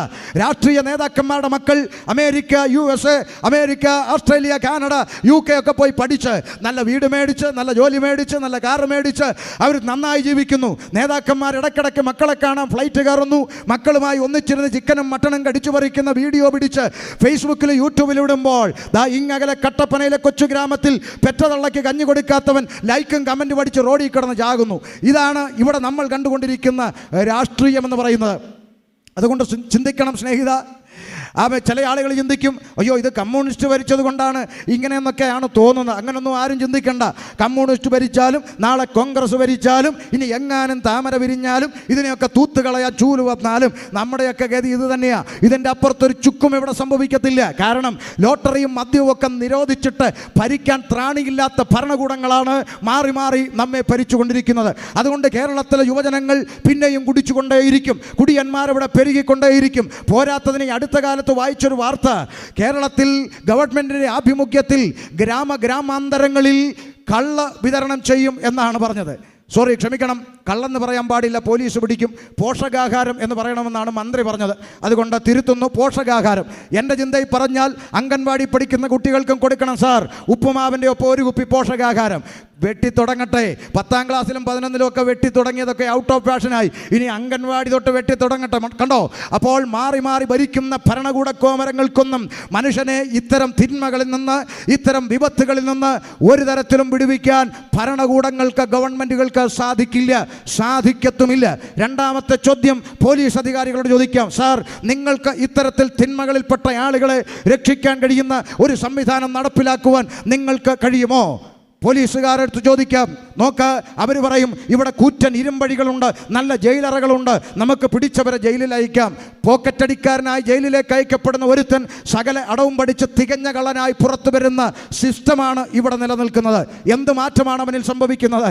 കഴിഞ്ഞ ദിവസം ഒരു പ്രവാസിയായ മനുഷ്യൻ സോഷ്യൽ മീഡിയയിൽ എഴുതിയിരിക്കുന്ന വാർത്ത ശ്രദ്ധിച്ചു. അദ്ദേഹം പറയുകയാണ്, 15 വർഷമായി പ്രവാസ ജീവിതം നയിക്കുന്നു, ഒരു 10 ലക്ഷം രൂപ പോലും ബാങ്ക് ബാലൻസ് ഒപ്പിക്കാൻ ഈ 15 വർഷമായിട്ട് കഴിഞ്ഞിട്ടില്ല. എന്നിട്ട് അദ്ദേഹം പറയുക, നാട്ടിൽ വന്ന് ആരെങ്കിലും കൊന്നിട്ട് ജയിലിൽ പോയാലോ എന്ന് ആലോചിച്ചുകൊണ്ടിരിക്കുകയാണ്. കാരണം എന്താ? ജയിലിൽ ശമ്പളം കൂട്ടി. 10 വർഷം ജയിലിൻ്റെ അകത്ത് കിടക്കുന്ന ഒരുത്തൻ ശിക്ഷ കഴിഞ്ഞ് പുറത്തിറങ്ങി വരുമ്പോൾ അത്യാവശ്യം തടിമെടുക്കുള്ള ശരീരവും കിട്ടും, പോരാത്തതിന് 22 ലക്ഷം രൂപ അക്കൗണ്ട് ബാലൻസും കിട്ടുമെന്ന് 10 വർഷം കൊണ്ട്. കഴിഞ്ഞ ദിവസം പുറത്തു വന്ന കണക്കല്ലേ, നിങ്ങളെല്ലാം കേട്ടതല്ലേ? അപ്പോൾ ഇപ്പോഴത്തെ പിള്ളേർ എന്തിനും ഡിഗ്രിയൊക്കെ പഠിക്കുന്നു, അവർ വിചാരിക്കുന്ന ആരെങ്കിലെയൊക്കെ തല്ലിക്കൊന്നിട്ട് ജയിലിൽ പോയി കിടന്നാൽ 10 വർഷം കൊണ്ട് അത്യാവശ്യം ശരീരമൊക്കെ ഒന്ന് ജിമ്മാവുകയും ചെയ്യും, പുറത്ത് വരുമ്പോൾ 22 ലക്ഷം രൂപ ബാങ്ക് ബാലൻസും കിട്ടും. അതുകൊണ്ട് അമ്മാതിരിയുള്ള നിലയിലുള്ള നിയമ സംവിധാനങ്ങളാണ് ഇവിടുത്തെ തലമുറയുടെ മുമ്പിൽ കണ്ടുകൊണ്ടിരിക്കുന്നത്. ഒരുത്തനെ വെട്ടിക്കൊന്നാലും കുത്തിക്കൊന്നാലും വലിച്ചു കീറിയാലും കയ്യും കാലും വെട്ടിയാലും നിസാരമായി പുറത്തിറങ്ങി വരാൻ കഴിയുമെന്നുള്ളൊരു ധൈര്യം അടുത്ത തലമുറയ്ക്ക് ഇവിടെ പകർന്നു കൊടുത്തുകൊണ്ടിരിക്കുമ്പോൾ ഇവിടുത്തെ ഒറ്റ സിസ്റ്റങ്ങൾക്കും ഈ മനുഷ്യന്മാരെ ഈ തിന്മകളിൽ നിന്ന് നന്നാക്കാൻ കഴിയാത്തത് കൊണ്ടാണ് മനുഷ്യൻ ഇരുകാലി മൃഗത്തെ ഈ നാൽക്കാലി മൃഗത്തെ പോലും ലജ്ജിപ്പിക്കുന്ന രീതിയിൽ ഈ ഇരുകാലി മനുഷ്യൻ ഇവിടെ മൃഗങ്ങളെക്കാൾ അധപ്പതിച്ചു കൊണ്ടിരിക്കുന്നത്. ഇവിടെയാണ് ആയിരക്കണക്കിന് വർഷങ്ങൾക്ക് മുമ്പ് തിരുവഴുത്തിൽ എഴുതപ്പെട്ട വചനത്തിൻ്റെ പ്രസക്തി. മാനത്തോടെ ജീവിക്കുന്ന മനുഷ്യൻ മൃഗത്തെക്കാൾ അധപ്പതിച്ചു പോകുന്ന കാലഘട്ടത്തെക്കുറിച്ച് ദൈവത്തിൻ്റെ തിരുവചനത്തിൽ വ്യക്തമായി രേഖപ്പെടുത്തി. ഒരുപക്ഷെ കേട്ടുകൊണ്ടിരിക്കുന്നവർ ചോദിക്കാം, എടോ ഉപദേശി, മനുഷ്യൻ മൃഗമാണോ? അല്ല. ലോകത്തിൽ ഏതെങ്കിലും ഈശ്വരന്മാർ മനുഷ്യനെ മൃഗമായി സൃഷ്ടിച്ചിട്ടുണ്ടോ? ഇല്ല. പിന്നെ എന്തിനായി പരസ്യമായി നിന്നുകൊണ്ട് മനുഷ്യനെ മൃഗമെന്നൊക്കെ വിളിക്കുന്നത്? സ്നേഹിത, മനുഷ്യനെ ദൈവം മൃഗമായി സൃഷ്ടിച്ചില്ല. ലോകത്തിൽ ഒരു ദൈവങ്ങളും മനുഷ്യൻ മൃഗമായി കാണാൻ ആശിക്കുന്നതുമില്ല. പിന്നെ എന്തുകൊണ്ടങ്ങനെ പറയുന്നു? ഈ ഇരുകാലി മനുഷ്യൻ്റെ സ്വഭാവം അവനെ മൃഗത്തെക്കാൾ അധപ്പതിച്ചവനായി മാറ്റിക്കൊണ്ടിരിക്കുകയാണ്. 1-2 കാര്യം പറയാം. പഠിക്കാൻ സ്കൂളിലേക്ക് അയച്ച പെൺകുഞ്ഞ് പഠിത്തത്തിൽ മാർക്ക് കുറഞ്ഞ് വീട്ടിലേക്ക് വന്നാൽ ചെവിക്ക് പിടിച്ച് ഇഴുക്കിക്കൊണ്ട് അമ്മയുടെ വക ചോദ്യമുണ്ട്, എടി കഴുതേ, ഇതിനാണോ നിന്നെ പഠിക്കാൻ അയച്ചത്? ഇല്ലാത്ത കാശ് തന്ന് ട്യൂഷൻ അയച്ചത് ഇതിനാണോ ഈ കഴുത എന്ന് ചോദിക്കുന്ന അമ്മമാർ നമ്മുടെ നാട്ടിലുണ്ട്. ഞാൻ ചോദിക്കട്ടെ അമ്മമാരെ, 4 കാലും 1 വാലും കഴുതയുടെ മുഖവും പെങ്കൊച്ചിനുണ്ടായിട്ടാണോ നാട്ടിലേതെങ്കിലും അമ്മ കൊച്ചിനെ കഴുതയെന്ന് വിളിച്ചത്? അല്ല. പഠനത്തിൻ്റെ വൈകല്യം ഉടനെ ഒരു മൃഗത്തിൻ്റെ പേരിട്ടങ്ങ് വിളിച്ചു. ചില ചേച്ചിമാർ ചേട്ടനെ കൊരങ്ങ എന്ന് വിളിക്കുന്നത് പോലെ. പോലെ. തീർന്നില്ല, 3 വയസ്സുള്ള കുഞ്ഞ് സിറ്റ് ഔട്ടിൽ കളിച്ചുകൊണ്ടിരിക്കുമ്പോൾ ഉറക്കെ വിളിച്ചു കൂവി, പപ്പ പാമ്പ് പാമ്പ്. പപ്പ വടിയെടുത്തുകൊണ്ട് ഓടി വന്നു. എന്തിയ മക്കളെ പാമ്പ്? അയലത്തെ വീട്ടിലെ ചേട്ടൻ വെള്ളമടിച്ച് 4 കാലിൽ ആടി വരുന്ന രംഗം കണ്ട് 3 വയസ്സുള്ള കുഞ്ഞ് വിളിക്കുക, പാമ്പ് വരുന്നു പാമ്പ്. വാലും തലയുണ്ടായിട്ടല്ല ഈ പേര് വിളിച്ച് നമുക്കറിയാം. സ്വഭാവത്തിൻ്റെ വൈകല്യം. വിവിധ ഇനം പാമ്പുകൾ ഇന്ന് കൊച്ചു കേരളത്തിലുണ്ട്. ഞങ്ങളിങ്ങനെ സഞ്ചരിക്കുന്നവരായതുകൊണ്ട് അറിയാം. പല ജംഗ്ഷനിലും പത്തി വിരിച്ചാടുന്ന മൂർഖൻ മുതൽ ആർക്കും ശല്യമില്ലാതെ ഓടയിൽ ചുരുണ്ടുകൂടി കിടക്കുന്ന നീർക്കോലി വരെയുള്ള പാമ്പുകളെ ഞങ്ങൾ ദിവസവും കണ്ടുകൊണ്ടിരിക്കുകയാണ്. പിന്നെ വിശേഷ ദിവസങ്ങളായ ഓണം, പെരുന്നാൾ, ക്രിസ്മസ് വരുമ്പോൾ വിശേഷപ്പെട്ട പാമ്പുകളെ കാണാൻ കഴിയുന്ന സംസ്ഥാനമാണ് ഇന്ന് ഈ കേരളം എന്ന് പറയുന്നത്. അപ്പോൾ മനുഷ്യൻ മൃഗത്തെക്കാൾ അതപ്പതിച്ചിരിക്കുന്നു. കണിച്ചുകുളങ്ങര കൂട്ടക്കൊലക്കേസിൽ 1-ാം പ്രതിയായ സാജു എന്ന ചെറുപ്പക്കാരനെ പത്രവും ടിവിയും മാധ്യമങ്ങളും വിളിച്ചൊരു പേരുണ്ട്. എന്താ? മൃഗം സാജു എന്നാണ്. തീർന്നില്ല, ആട് ആന്റണി, ഓന്ത് അന്തോണി, പരുന്ത്, വാസു, മൂർഖൻ, രാജു എന്നിങ്ങനെ വിവിധമാകുന്ന നാമങ്ങളിൽ ഈ ഇരുകാലി മനുഷ്യൻ മൃഗത്തേക്കാൾ അതപ്പതിച്ചവനായി മാറിക്കൊണ്ടിരിക്കുകയാണ്. മലയാളി സമൂഹം തലച്ചോറുണ്ടെങ്കിൽ ഒരു നിമിഷം ചിന്തിക്കണം. ഒരു പരുന്ത് ആകാശത്തുകൂടി വട്ടമിട്ട് പറക്കുമ്പോൾ ഭൂമിയിലിരിക്കുന്ന കോഴിയമ്മ ചിറക് വിരിച്ച് തൻ്റെ കുഞ്ഞുങ്ങളെ അതിൻ്റെ അകത്ത് സംരക്ഷിക്കുന്ന ഒരു അമ്മ മനസ്സ് ഒരു കോഴിയമ്മയിൽ നമുക്ക് കാണാം. പക്ഷേ മനുഷ്യനെ നോക്ക്, കാമുകനോടൊപ്പം ജീവിക്കുവാൻ 10 മാസം വയറ്റിൽ ചുമന്ന് നൊന്ത് പ്രസവിച്ച ചോരക്കുഞ്ഞിനെ തീരദേശ കടൽഭിത്തിയിൽ എറിഞ്ഞു കൊന്ന അമ്മ ആലപ്പുഴയിൽ. കോഴിയമ്മയല്ലേ നല്ലത് എന്ന് തോന്നിപ്പോവുകയാണ്. നോക്ക്, നിസാരപ്പെട്ടൊരു കോഴി മുട്ടയിട്ടാൽ കൂകി വിളിക്കും. ഇത് കേൾക്കുമ്പോൾ അമ്മമാർ പറയും, എടി കോഴി കൂവുന്നടി, മുട്ടയിട്ടോത്ത് നോക്ക് എന്ന് പറയും. കാരണം അതൊരു സിഗ്നലാണ്. മിണ്ടാപ്രാണിയായ ഒരു കോഴി മുട്ടയിട്ടാൽ കൂകി വിളിച്ച് 10 പേരെ അറിയിക്കുമ്പോൾ നിങ്ങൾ അറിഞ്ഞോ കട്ടപ്പനക്കാരെ, ഈ അടുത്ത കാലത്ത് ഒരു അമ്മ KSRTC ബസിൻ്റെ പുറകിലത്തെ സീറ്റ് മുട്ടയിട്ടേച്ച് ഞാനൊന്നും അറിഞ്ഞില്ലേ എന്ന് പറഞ്ഞിറങ്ങി അങ്ങ് പോയി. കൂകിയതുമില്ല, വിളിച്ചതുമില്ല, ആര് പൊട്ടറിഞ്ഞതുമില്ല. മുട്ട ഇപ്പോൾ അമ്മ തൊട്ടിലിൽ പിച്ച വെച്ച് വളരുന്നു. കോഴിയമ്മയല്ലേ നല്ലതെന്ന് നിങ്ങൾക്കും തോന്നുന്നില്ലേ? അതെ, മൃഗങ്ങൾ പോലും ചെയ്യാൻ അറയ്ക്കുന്ന മടിക്കുന്ന ഹീനകൃത്യങ്ങളാണ് 4 കാലി മൃഗത്തെ ലജ്ജിപ്പിച്ചുകൊണ്ട് ഇരുകാലി മനുഷ്യന്മാരിവിടെ ചെയ്തുകൊണ്ടിരിക്കുന്നത്. അപ്പോൾ ചിന്തിക്കണം, എന്തുകൊണ്ട് മികച്ച ഭരണകൂടമുണ്ടായിട്ടും പോലീസ് സംവിധാനങ്ങളുണ്ടായിട്ടും കണ്ടുപിടുത്തോ ഇൻ്റർനെറ്റും ശാസ്ത്രവും സംവിധാനങ്ങളുണ്ടായിട്ടും എന്തുകൊണ്ട് ഈ ഇരുകാലി മനുഷ്യന്മാരെ ഇത്തരം തിന്മകളിൽ നിന്ന്, ഇത്തരം തെറ്റുകളിൽ നിന്ന്, ഇത്തരം അധാർമിക പ്രവർത്തനങ്ങളിൽ നിന്ന് രക്ഷിച്ചെടുപ്പാൻ ഇവിടുത്തെ ഒരൊറ്റ സംവിധാനങ്ങൾക്കും നാളിതുവരെ കഴിയാതെ, നാളിതുവരെ സാധിക്കാതെ മുട്ടുമടക്കി നിൽക്കുന്നിടത്താണ് ഞങ്ങളെപ്പോലുള്ള ഉപദേശിമാർ കവലകളിൽ പ്രസംഗിക്കുന്ന ഈ സന്ദേശത്തിന് ഏറെ പ്രസക്തിയുള്ളത്. അപ്പം നിങ്ങൾക്ക് ചോദിക്കാം, എടോ ഉപദേശി, മനുഷ്യനെ രക്ഷിക്കാൻ ഗവൺമെൻറ്റിനും പോലീസിനും സംവിധാനങ്ങൾക്കൊന്നും രക്ഷിക്കാൻ കഴിയാത്ത മനുഷ്യരെ രക്ഷിക്കാൻ കഴിയുന്ന ഉപകരണം വല്ലതും നിങ്ങളിവിടെ വിൽപ്പനയ്ക്ക് കൊണ്ടുവച്ചിട്ടുണ്ടോ? എന്നാൽ പിന്നെ ഈ ഫുട്പാത്തിലോട്ട് ഇറക്കി വയ്യ്, ഞങ്ങൾ ഓരോന്ന് വാങ്ങി സഹായിക്കാം. ക്ഷമിക്കണം സഹോദര, അങ്ങനെ മനുഷ്യനെ നന്നാക്കുന്ന ഉപകരണങ്ങളൊന്നും ഞങ്ങളിവിടെ വിൽപ്പനയ്ക്ക് വെച്ചിട്ടില്ല. പിന്നെ ഈ പ്രസംഗത്തിൻ്റെ ലക്ഷ്യമെന്താ? ലക്ഷ്യം പറയാം, ഉപകരണങ്ങളില്ലെന്നേ പറഞ്ഞുള്ളൂ. പക്ഷേ ഈ ഗ്രൗണ്ടിലേക്ക് നിങ്ങളൊന്ന് നോക്ക്. ഇതിൻ്റെ അകത്ത് അത്യാവശ്യം തണ്ടും തടിമെടുക്കുമുള്ള ചെറുപ്പക്കാർ, മധ്യവയസ്കർ, പിള്ളേർ സെറ്റുകളൊക്കെയാണ് ഈ സംവിധാനത്തിൽ ഇവിടെ കൂടിയിരിക്കുന്നത്. ഇവരാരും ഈ പ്രസംഗം ഇഷ്ടപ്പെട്ട് ഈ വണ്ടിയുടെ പുറകെ ഓടിക്കൂടിയവരല്ല. അല്ലെങ്കിൽ തന്നെ ഈ പ്രസംഗമൊക്കെ ഇവിടെ ആർക്കാ ഇഷ്ടം? ഇപ്പം കട്ടപ്പന ഗ്രൗണ്ടിൽ ചുംബന സമരമായിരുന്നു നടന്നതെങ്കിൽ ഈ പഞ്ചായത്തിലെ മുഴുവൻ ആളുകൾ ഇവിടെ കണ്ടേനെ. എന്നാൽ ചുംബിക്കല്ലേ, അത് തെറ്റാണെന്ന് പറയുന്നവനെ കാലേവാരി ഭിത്തിയിലടിക്കുന്ന അണ്ണന്മാരുള്ള കേരളത്തിൽ ഈ കുടിക്കല്ലേ വലിക്കല്ലേ എന്നൊക്കെ പ്രസംഗിക്കുന്ന പ്രസംഗം ഇവിടെ ആർക്കാ ഇഷ്ടം? ഞങ്ങളാരും ഈ പ്രസംഗം ഇഷ്ടപ്പെട്ട് ഈ വണ്ടിയുടെ പുറകെ ഓടിക്കൂടിയവരല്ല സുഹൃത്തെ. പിന്നെ എന്താ? ഒരു കാലത്ത് ഇതേ മദ്യത്തിനും ഇതേ ലഹരിക്കും ഇതേ കഞ്ചാവിനുമൊക്കെ അടിമപ്പെട്ട് അപ്പനും അമ്മയ്ക്കും തലവേദനയായി ജീവിച്ച് പെറ്റതള്ള പോലും തലയെ കൈവച്ച് ചത്തങ്കിക്കൊള്ളായിരുന്നു പ്രാഗിയ ജീവിതത്തിൻ്റെ പശ്ചാത്തലത്തിൽ ജീവിച്ചവർ ഇവിടെ ഇരിക്കുന്ന ഞാൻ ഉൾപ്പെടെ ഞങ്ങളിൽ പലരും. അങ്ങനെയൊക്കെ ജീവിച്ച ഞങ്ങളുടെയൊക്കെ ജീവിതത്തെ ഇന്ന് അടുത്ത തലമുറയോട് ഈ തെറ്റിലേക്ക് പോകരുത്, ഈ തിന്മയിലേക്ക് പോകരുത് എന്ന് ഏതൊരു തെരുവിലും അഭിമാനത്തോടെ വിളിച്ചു പറയുവാൻ ഞങ്ങളുടെയൊക്കെ ജീവിതത്തിൻ്റെ ചരിത്രം മാറ്റിമറിച്ച് ഒരു സന്ദേശത്തിൻ്റെ വക്താക്കളായിട്ട് ഞങ്ങൾ ഈ കട്ടപ്പനയിൽ നിൽക്കുന്നത്. ഏതാണ് ആ സന്ദേശമെന്ന് ചോദിച്ചാൽ, ഉലക ചരിത്രത്തിൽ ഇന്നയോളം എതിർക്കാൻ ഒരു എതിരാളിയില്ലാതെ, മത്സരിക്കാൻ ഒരു എതിർ സ്ഥാനാർത്ഥി പോലും ഇല്ലാതെ ലോകത്തിൻ്റെ 5 വൻകരകളിൽ കടന്നു ചെന്ന് ആമെ കുലപാതകിയെ പോലും മനുഷ്യ സ്നേഹിയാക്കി മാറ്റിക്കൊണ്ട്, എന്തിനധികം പറയുന്നു, ജയിലിൻ്റെ അകത്ത് പോലും കടന്നു ചെന്ന് ക്രിമിനലുകളായ മനുഷ്യന്മാരെ നന്മയുള്ളവനാക്കി പുറത്തു കൊണ്ടുവന്ന് ഇന്നും ജൈത്രയാത്ര തുടരുന്ന ഉലകം കണ്ട ഏക സന്ദേശം അതാണ് ഇന്ന് രാത്രിയിൽ ഷമീർ അബ്ദുൽ സലാം കട്ടപ്പന ടൗണിൽ വിളംബരം ചെയ്യുന്ന യേശുക്രിസ്തുവിൻ്റെ സുവിശേഷം എന്ന സന്ദേശം. ഈ സന്ദേശത്തിനാണ് മനുഷ്യനെ മാറ്റുവാൻ കഴിഞ്ഞിട്ടുള്ളത്. ഈ സന്ദേശത്തിനാണ് മനുഷ്യനെ രൂപാന്തരപ്പെടുത്താൻ കഴിഞ്ഞിട്ടുള്ളത്. എങ്ങനെ? എങ്ങനെ? അക്രമത്തിൻ്റെ മാർഗത്താലാണോ? അല്ല. പീഡനത്തിൻ്റെ മാർഗത്താലാണോ? അല്ല. വാള് കാണിച്ചിട്ടാണോ? അല്ല. ബോംബ് പൊട്ടിച്ചിട്ടാണോ? അല്ലെന്നേ. പിന്നെ ഒരു തുണ്ട് പേപ്പർ കഷ്ണത്തിൽ എഴുതപ്പെട്ട സുവിശേഷത്തിൻ്റെ സന്ദേശം ഒരു മൊട്ടുസൂചി കൊണ്ടുപോലും കുത്തി നോവിക്കാതെ മനുഷ്യൻ്റെ ജീവിതത്തിന് രൂപാന്തരം വരുത്തിക്കൊണ്ട് ഇന്നലെ വരെ സമൂഹത്തിന് ഭാരമായി നടന്നവൻ, ഇന്നലെ വരെ പോലീസിന് തലവേദനയായി ജീവിച്ചവൻ, ഇന്നലെ വരെ കുടുംബത്തിന് കൊള്ളാത്തവനായി നടന്നവൻ, കള്ളു കുടിച്ചു തുണിയില്ലാണ്ട് ഓടയിൽ കിടന്ന ജീവിത സാഹചര്യമുള്ളവൻ, നല്ല വസ്ത്രമെടുത്ത് മാന്യമായി ജീവിച്ചുകൊണ്ട് അടുത്ത തലമുറയോട് ഈ തെറ്റിലേക്ക് പോകരുത് എന്ന് വിളംബരം ചെയ്യുവാൻ ഞങ്ങളുടെയൊക്കെ ജീവിതത്തിൻ്റെ ചരിത്രം മാറ്റിമറിച്ച സന്ദേശമാണ് ഞങ്ങൾ വിളംബരം ചെയ്യുന്ന യേശുക്രിസ്തുവിൻ്റെ സുവിശേഷം. ഈ സന്ദേശമാണ് ഇന്നേക്ക് 23 വർഷങ്ങൾക്കപ്പുറത്ത് ഷമീറിൻ്റെ ജീവിതത്തെ രൂപാന്തരപ്പെടുത്തിയത്. ഇതുപോലുള്ള സന്ധ്യകളിൽ എൻ്റെ നാട്ടിൽ എൻ്റെ കൂട്ടുകാരുമായി ഞങ്ങൾ ഒത്തുകൂടും. കൂട്ടുകാരുമായി ഒത്തുകൂടിയാൽ ആദ്യത്തെ ഡയലോഗ് എന്താണെന്നറിയോ? ഷെയറിഡ് അളിയ കുപ്പിയെടുക്കാം എന്നായിരുന്നു.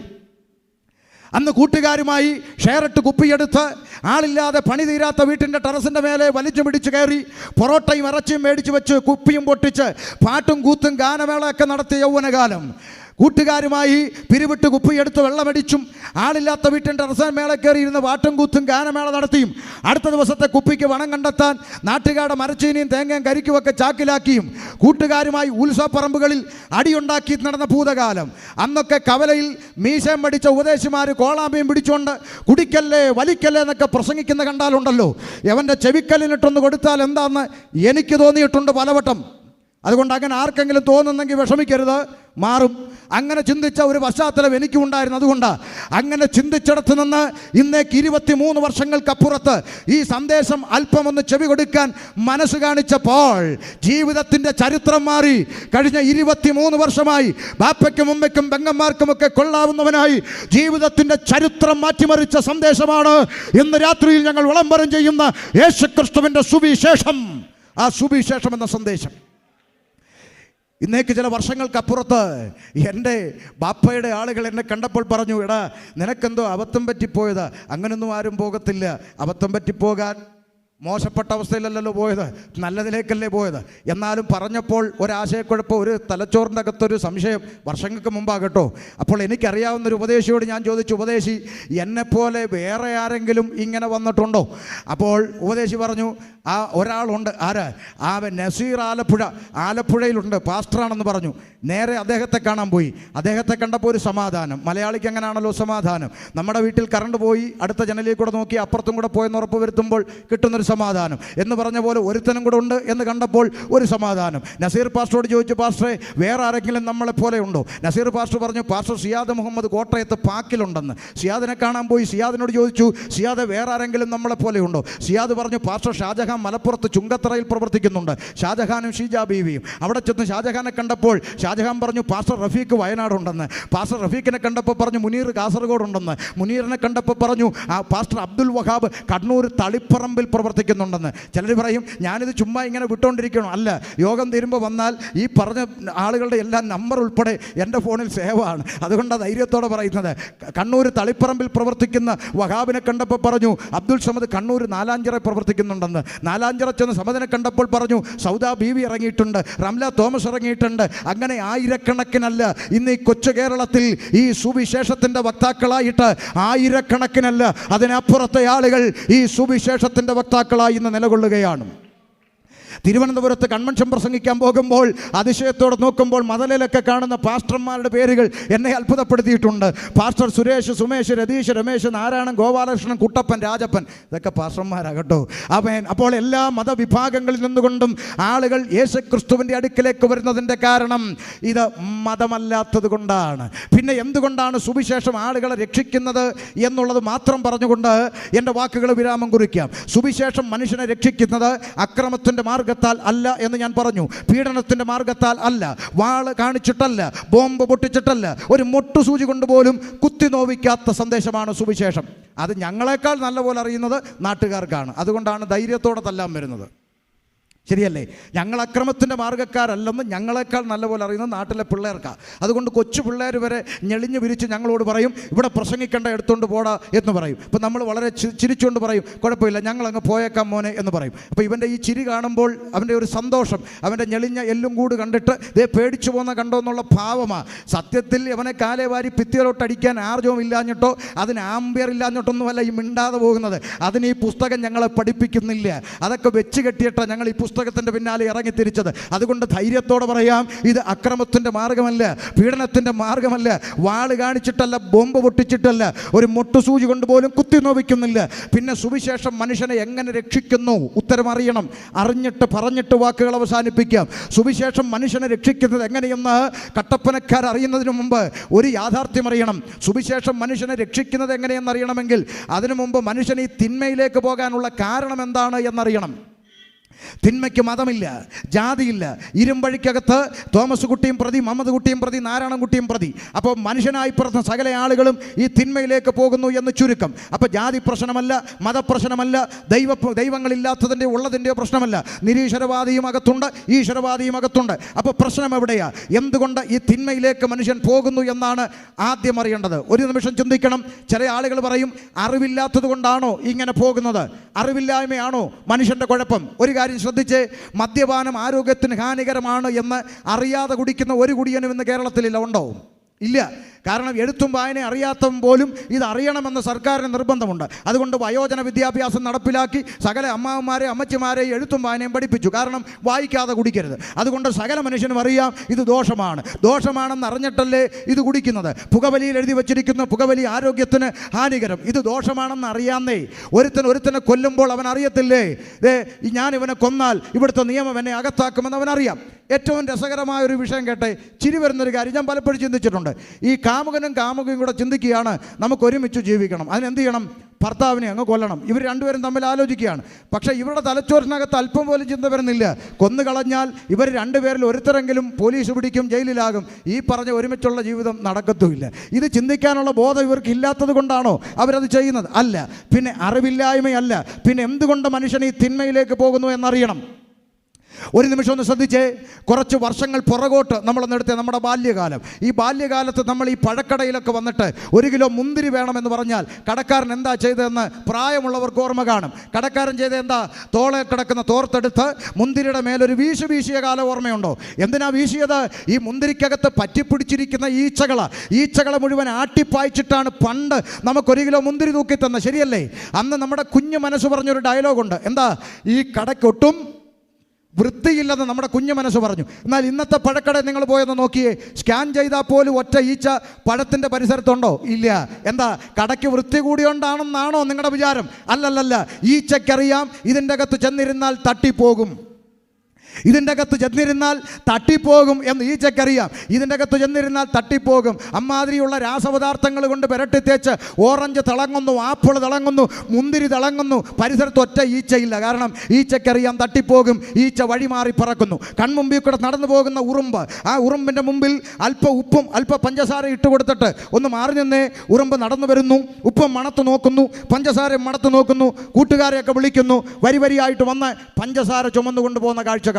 സംസാരിക്കാൻ കഴിയുമെങ്കിൽ ചോദിക്കാം, ഉറുമ്പേ, ഉപ്പും വെളുത്തിരിക്കുന്നു, പഞ്ചസാരയും വെളുത്തിരിക്കുന്നു, ഇത് രണ്ടും ഞങ്ങൾ മനുഷ്യന്മാർ ഉപയോഗിക്കുന്നു, എന്നിട്ടും താങ്കൾ എന്താ ഉപ്പെടുക്കാതെ പഞ്ചസാര മാത്രം എടുത്തെന്ന് ചോദിച്ചാൽ സംസാരിക്കാൻ കഴിയുമെങ്കിൽ ഉറുമ്പ് പറയുന്ന മറുപടി സിമ്പിളാണ്, ചേട്ടാ വേറെ പിണക്കം കൊണ്ടൊന്നുമല്ല, ഈ ഉപ്പിൻ്റെ അകത്തടങ്ങിയിരിക്കുന്ന സോഡിയം ഞങ്ങളുടെ ശരീരത്തിന് ദോഷം വരുത്തുന്നതാണ്, അതുകൊണ്ട് എടുത്തില്ലെന്നേ ഉള്ളൂ. ഒന്ന് ശ്രദ്ധിച്ചേ, നിസാരപ്പെട്ട ഈച്ചയും ഉറുമ്പും തൻ്റെ ശരീരത്തിന് ദോഷം വരുത്തുന്ന വിഷയത്തിൽ നിന്ന് മാറി നടക്കുമ്പോൾ ഈ സാക്ഷര കേരളത്തിൽ വിദ്യാഭ്യാസമുള്ള മനുഷ്യൻ, ആത്മാവുള്ള മനുഷ്യൻ, മനനം ചെയ്യുന്ന മനുഷ്യൻ, ആരോഗ്യമുള്ള മനുഷ്യൻ, അവൻ അറിയാവുന്ന മാതൃഭാഷയിൽ വെണ്ടയ്ക്ക പോലെ എഴുതി വെച്ചിട്ടും ഈ മദ്യപാനവും തിന്മയും ലഹരിയും കൊലപാതകങ്ങളും ആക്രമണങ്ങളും എല്ലാം തെറ്റാണെന്ന് അവൻ അറിയാമായിരുന്നിട്ടും വെളുപ്പാങ്കാലത്ത് വിറയ്ക്കുന്ന കൈയുമായി ലുങ്കിയും വാരി ചുറ്റി ബിവറേജിൻ്റെ തിണ്ണയിലേക്ക് ഓടുന്നത് അറിവില്ലായ്മയല്ല സുഹൃത്തെ. ഈ തെറ്റാണെന്ന് അറിയാമായിരുന്നിട്ടും ഈ തെറ്റിലേക്ക് അവനെ വലിച്ചു കൊണ്ടുപോകുന്ന ഒരു അദൃശ്യ ശക്തി ഈ മനുഷ്യനെ പിടിമുറുക്കിയിരിക്കുന്നു. ആ അദൃശ്യ ശക്തിയെ വിശുദ്ധ ബൈബിൾ വിളിക്കുന്ന പേരാണ് സ്നേഹിത, പാപം. അതുകൊണ്ടാണ് ബൈബിൾ അസന്നിഗ്ധമായി പ്രഖ്യാപിക്കുന്നു, ഒരു വ്യത്യാസവുമില്ല, സകല മനുഷ്യന്റെ ഹൃദയക്കൂടിൻ്റെ അകത്ത് കുടിയിരിക്കുന്ന പാപം എന്ന് പറയുന്ന ഇരുട്ടാണ് സകല തിന്മകളുടെ ഉറവിടം. അതുകൊണ്ടാണ് ഞങ്ങൾ ഉപദേശിമാരൊരു നാണവുമില്ലാതെ കവലകളിൽ നിന്ന് വിളിച്ചു കൂവുന്നത് മനുഷ്യൻ പാപിയാണ്. ഒന്ന് ശ്രദ്ധിച്ചേ, 2026 കമ്പ്യൂട്ടർ യുഗത്തിൽ ഒരു ഉപദേശി കട്ടപ്പന ടൗണിക്കൊണ്ട് വിളിച്ചു പറയുക മനുഷ്യൻ പാപിയാണ് പോലും. ഇവന്മാർക്കൊന്നും ഇതുവരെ നേരം വെളുത്തിട്ടില്ലേ എന്ന് പിള്ളേർ ചിരിക്കുക. എന്താ കാര്യം? മനുഷ്യൻ കുടിലിൽ നിന്ന് കൊട്ടാരത്തിലെത്തി, ആകാശമാർഗം പറക്കാൻ തുടങ്ങി, ചൊവ്വായിലും വ്യാഴത്തിലും വീട് വെക്കാൻ പറ്റുമെന്ന് അന്വേഷിക്കുന്ന കാലമായി. UK-ലിരിക്കുന്ന മലയാളി ചന്ദ്രനി 30 ഏക്കർ വസ്തു മേടിച്ചു. സുനിത വില്യംസ് ബഹിരാകാശത്ത് താമസിച്ചിട്ട് തിരിച്ചു വന്നു. കൽക്കരിയുടെ ട്രെയിനൊക്കെ മാറി വന്ദേ ഭാരതായി. എന്നിട്ട് ഉപദേശിമാർക്ക് ഇതുവരെ നേരം വെളുത്തില്ല. ഇവന്മാരെ വിളിച്ചു പോവുക മനുഷ്യൻ ആരാണ്? പാപിയാണെന്ന്. പിള്ളേർ ചിരിക്കുക. എടാ മക്കളെ, സംഗതിയൊക്കെ ശരിയാടാ. തിരിച്ചൊരു ചോദ്യം ചോദിക്കട്ടെ. മനുഷ്യൻ കുടിലിൽ നിന്ന് കൊട്ടാരത്തിലെത്തി, സമ്മതിച്ചു. ആകാശത്തുകൂടെ പറക്കുന്നു, സമ്മതിച്ചടാ. ചൊവ്വയിലും വ്യാഴത്തിലും വീട് വെക്കാൻ പോകുന്നു, ഉപദേശി സമ്മതിച്ചടാ. മക്കളെ, ചൊവ്വയിൽ അല്ലെങ്കിൽ ചന്ദ്രനിൽ UK-ലിരിക്കുന്ന മലയാളി വസ്തു മേടിച്ചു, ഞാൻ സമ്മതിച്ചടാ. സുനിത വില്യംസ് ബഹിരാകാശത്ത് താമസിച്ചിട്ട് തിരിച്ചു വന്നതും ഉപദേശി സമ്മതിച്ചടാ. മക്കളെ, വന്ദേ ഭാരതൊക്കെ വന്നു, കൽക്കരി മാറിയതൊക്കെ ഞങ്ങൾ അറിഞ്ഞു. പക്ഷെ ഒരൊറ്റ ചോദ്യം തിരിച്ച് ചോദിക്കട്ടെ, ഒറ്റ ചോദ്യം. കൽക്കരി ആയിക്കോട്ടെ, വന്ദേ ഭാരത് ആയിക്കോട്ടെ, രണ്ടിൻ്റെയും പേരെന്താന്ന് പറഞ്ഞേ? ട്രെയിൻ എന്നല്ലേ? ഈ ട്രെയിനിൻ്റെ അകത്ത് ടോയ്ലറ്റ് എന്ന് പറഞ്ഞൊരു സംവിധാനമുണ്ട്. അത് കൽക്കരിയിലും ഉണ്ട്, വന്ദേ ഭാരതിലും ഉണ്ട്. അപ്പോൾ യാത്ര ചെയ്തിട്ടുള്ളവർ ഒന്ന് ശ്രദ്ധിച്ചാൽ ഞാൻ പറയുന്നത് ശരിയാണോന്ന്. ഈ കൽക്കരിയായാലും വന്ദേ ഭാരതായാലും ഈ ട്രെയിനിൻ്റെ അകത്ത് ടോയ്ലറ്റ് എന്ന് പറയുന്നൊരു സംവിധാനമുണ്ട്. ആ ടോയ്ലറ്റിൻ്റെ അകത്ത് 50 രൂപ വിലയുള്ള ഒരു സ്റ്റീൽ കപ്പ് ഇപ്പോഴും ചങ്ങലക്കിട്ടാ വെച്ചേക്കുന്നത്. അതെന്താ മാറാത്തേ? കാലമെല്ലാം മാറി, കണ്ടുപിടുത്തമെല്ലാം മാറി, കമ്പ്യൂട്ടറെല്ലാം മാറി, ടെക്നോളജി എല്ലാം മാറി. പക്ഷേ ട്രെയിനിൻ്റെ അകത്ത് കക്കൂസിലിരിക്കുന്ന 50 രൂപയുടെ സ്റ്റീൽ കപ്പ് ഇപ്പോഴും ചങ്ങലക്കിട്ട് വെച്ചേക്കുന്നത് എന്തിനാടാന്ന് ചോദിച്ചാൽ ഉത്തരം സിമ്പിളാടോ. തരം കിട്ടിയാൽ കക്കൂസെന്ന് കപ്പടിച്ചുകൊണ്ട് പോകുന്ന മനുഷ്യൻ ട്രെയിനിലുണ്ടെന്ന്. അതാണ് അതിൻ്റെ ഉത്തരം. അതുകൊണ്ട് അതിപ്പോഴും ചങ്ങലക്കിട്ട് വെച്ചേക്കുന്നത്. വേണ്ട, നാളെ രാവിലെ കട്ടപ്പനയിലെ ഏതെങ്കിലും ബാങ്കിൻ്റെ അകത്തോട്ട്, ഫെഡറൽ ബാങ്കിലോ SBIയിലോ ഒക്കെ ഒന്ന് കയറി നോക്ക്. 5 രൂപ വിലയുള്ള ലക്ഷ്മി പേന നൂല് കൊണ്ട് പോസ്റ്റ് കെട്ടിയിട്ടേക്കുന്നു. എന്തിനാ? പേന ഓടിപ്പോ പോകുമോ? ഒന്നുമില്ല. മാന്യന്മാർ വരുന്ന സ്ഥലം ആ ബാങ്ക്. ഒന്നുകിൽ പണം ഇടാൻ അല്ലെങ്കിൽ എടുക്കാൻ മാന്യന്മാർ വരുന്ന സ്ഥലം ആ ബാങ്ക്. ആ ബാങ്കിൻ്റെ അകത്ത് 5 രൂപയുടെ പേന നൂല് കൊണ്ട് കെട്ടിയിട്ടിരിക്കാൻ കാരണം എന്താ? സിമ്പിൾ. തരം കിട്ടിയാൽ 5 രൂപയുടെ പേന അടിച്ചുകൊണ്ട് പോകുന്നവൻ കട്ടപ്പനയിലുമുണ്ട്. അതുകൊണ്ടാണ് നൂല് കൊണ്ട് കെട്ടിയിട്ടിരിക്കുന്നത്. അതുകൊണ്ട് ഒരു കാര്യം കുഞ്ഞുങ്ങൾ തിരിച്ചറിഞ്ഞോണം. കാലം മാറി, കമ്പ്യൂട്ടർ മാറി, ടെക്നോളജി മാറി, ഇൻ്റർനെറ്റ് മാറി, എല്ലാ സംവിധാനങ്ങളും മാറി. പക്ഷേ കട്ടപ്പനക്കാര് മാറ്റം വരാത്ത ഒന്ന് ഇപ്പോഴും തുടരുന്നു. അതാണ് ഇരുകാലി മനുഷ്യന്റെ സ്വഭാവം. ഒരു മാറ്റവും വന്നിട്ടില്ല. ചെറിയൊരു മാറ്റമുണ്ട്, അത് സമ്മതിക്കണം. എന്താ? പണ്ട് സ്വന്തം പെമ്മക്കളെ വെറുതെ വിടുമായിരുന്നു, അത്രയും കരുണ കാണിച്ചിരുന്നു. സ്വന്തം പെമ്മക്കളെ വെറുതെ വിടുമായിരുന്നു. ഇന്ന് സ്വന്തം പെൺകുഞ്ഞുങ്ങളെപ്പോലും വെറുതെ വിടാത്ത ചെകുത്താന്മാരായി മാറിയിട്ടുണ്ടെന്നല്ലാതെ ഇരുകാലും മനുഷ്യൻ ഇവിടുത്തെ മതങ്ങളും സംഘടനകളും സംവിധാനങ്ങളും ഇൻ്റർനെറ്റും ശാസ്ത്രവും സയൻസും ടെക്നോളജിയും സംവിധാനങ്ങളും എന്ത് മാറ്റം വരുത്തി? എന്ത് മാറ്റം വരുത്തി? ചിന്തിക്കണം. എന്തുകൊണ്ട് മാറ്റം വരുത്താൻ പറ്റുന്നില്ല? അപ്പോൾ ചില ആളുകൾ പറയും പിണറായി രാജിവെക്കണോ? എന്തുകൊണ്ട് മാറ്റം വരുത്താൻ പറ്റുന്നില്ല? ഭരണകൂടം ശരിയല്ലാഞ്ഞിട്ടല്ല കുഞ്ഞേ, പിന്നെന്താ? ഈ മനുഷ്യനെ കൊണ്ട് സകല തിന്മകളും ചെയ്യിക്കുന്ന, സകല തിന്മകളുടെയും ഉറവിടമായിരിക്കുന്ന പാപത്തെ അറസ്റ്റ് ചെയ്യാനുള്ള സംവിധാനം ഭരണഘടനയ്ക്കില്ലാത്തത് കൊണ്ട്. പാപം ഒരു മനുഷ്യനായിരുന്നെങ്കിൽ പിണറായി സഖാവിനൊരു പരാതി കൊടുത്ത് അവനെ അറസ്റ്റ് ചെയ്ത് ജയിലിലിട്ടാൽ നാട് സ്വർഗമാവും. പാപം ഒരു വടവൃക്ഷമായിരുന്നെങ്കിൽ ഒരു പണിക്കാരനെ വിളിച്ച് വെട്ടിക്കളഞ്ഞ് നാടിനെ രക്ഷിക്കായിരുന്നു. പാപം ഒരു വസ്തുവായിരുന്നെങ്കിൽ ഇച്ചിരി പെട്രോൾ ഒഴിച്ച് കത്തിച്ചതിൻ്റെ ചാരമെടുത്ത് പമ്പയിലോ കാവേരിയിലോ ഒഴുക്കി നാടിനെ രക്ഷിക്കായിരുന്നു. കഴിയുന്നില്ല. എന്തുകൊണ്ട്? വെട്ടിക്കളയാൻ കഴിയുന്ന വൃക്ഷമല്ല പാപം, കത്തിച്ച് കളയാൻ കഴിയുന്ന വസ്തുവല്ല പാപം, അറസ്റ്റ് ചെയ്യാൻ കഴിയുന്ന ഒരു വ്യക്തിയല്ല പാപം. പിന്നെ എന്താ? മനുഷ്യൻ്റെ ഹൃദയക്കൂടിൻ്റെ അകത്ത് കുടിയിരുന്ന് അവനെ സകല തിന്മകളിലേക്കും കൺട്രോൾ ചെയ്യുന്ന അദൃശ്യമായ ഇരുട്ടാണ് സ്നേഹിത പാപം. അത് മനുഷ്യൻ്റെ ഹൃദയക്കൂടിൻ്റെ അകത്ത് കൂടിയിരിക്കുന്നു. ഇവിടെ മോചനം ലഭിക്കേണ്ടത് പാപത്തിൽ നിന്നാണ്. മനുഷ്യൻ്റെ ഹൃദയക്കൂടിൻ്റെ അകത്ത് കുടിയിരിക്കുന്ന പാപം അവനെ സകല തിന്മകളിലേക്കും നയിക്കുകയാണ്. ഒരു ഉദാഹരണം പറയാം, ശ്രദ്ധിച്ച്. ഞങ്ങൾ ഒരിക്കൽ ജയിലുകൾ സന്ദർശിക്കാൻ പോകുന്ന ശീലോപദേശിമാർക്കുണ്ട്. കുറ്റവാളികളോട് ഞങ്ങൾ സുവിശേഷം പറയാറുണ്ട്. ജയിലിൽ ചെന്നപ്പോൾ പോലീസ് അധികാരികൾ പറഞ്ഞു, ദേ പ്രാർത്ഥനക്കാർ വന്നിട്ടുണ്ട്, താല്പര്യമുള്ളവർ വന്നിരിക്കാൻ പറഞ്ഞു. കുറ്റവാളികളിൽ അനേകർ വന്നവിടെ ഇരുന്നു. ഞങ്ങൾ അല്പനേരം പ്രാർത്ഥിച്ചു, പ്രസംഗിച്ചു. അത് കഴിഞ്ഞപ്പോൾ ഒരു തടിമാടൻ ഉരുണ്ടുരുണ്ട് അടുത്തോട്ട് വന്നു. അടുത്ത് വന്നപ്പോൾ കൊച്ചു കുഞ്ഞുങ്ങൾ കരയുന്ന പോലെ ഈ മനുഷ്യൻ കരയാൻ തുടങ്ങി. തോളത്ത് പിടിച്ചുകൊണ്ട് ചോദിച്ചു, സഹോദര, താങ്കൾ എന്തിനാ കരയുന്നത്? എന്താ പ്രശ്നം? താങ്കൾ എന്ത് തെറ്റാ ചെയ്തത്? ഉടനെ അദ്ദേഹം പറയുകയാണ്, സാറേ, ഞാൻ ഒരാളെ കൊന്നു. നമ്മൾ ചോദിച്ചു ഒരാളെയൊക്കെ എങ്ങനെയാണ് കൊല്ലുന്നത്, അതെങ്ങനെ, എന്തിനാ കൊന്നേ? അപ്പോൾ ഉടനെ പറഞ്ഞ മറുപടി കേൾക്കണോ?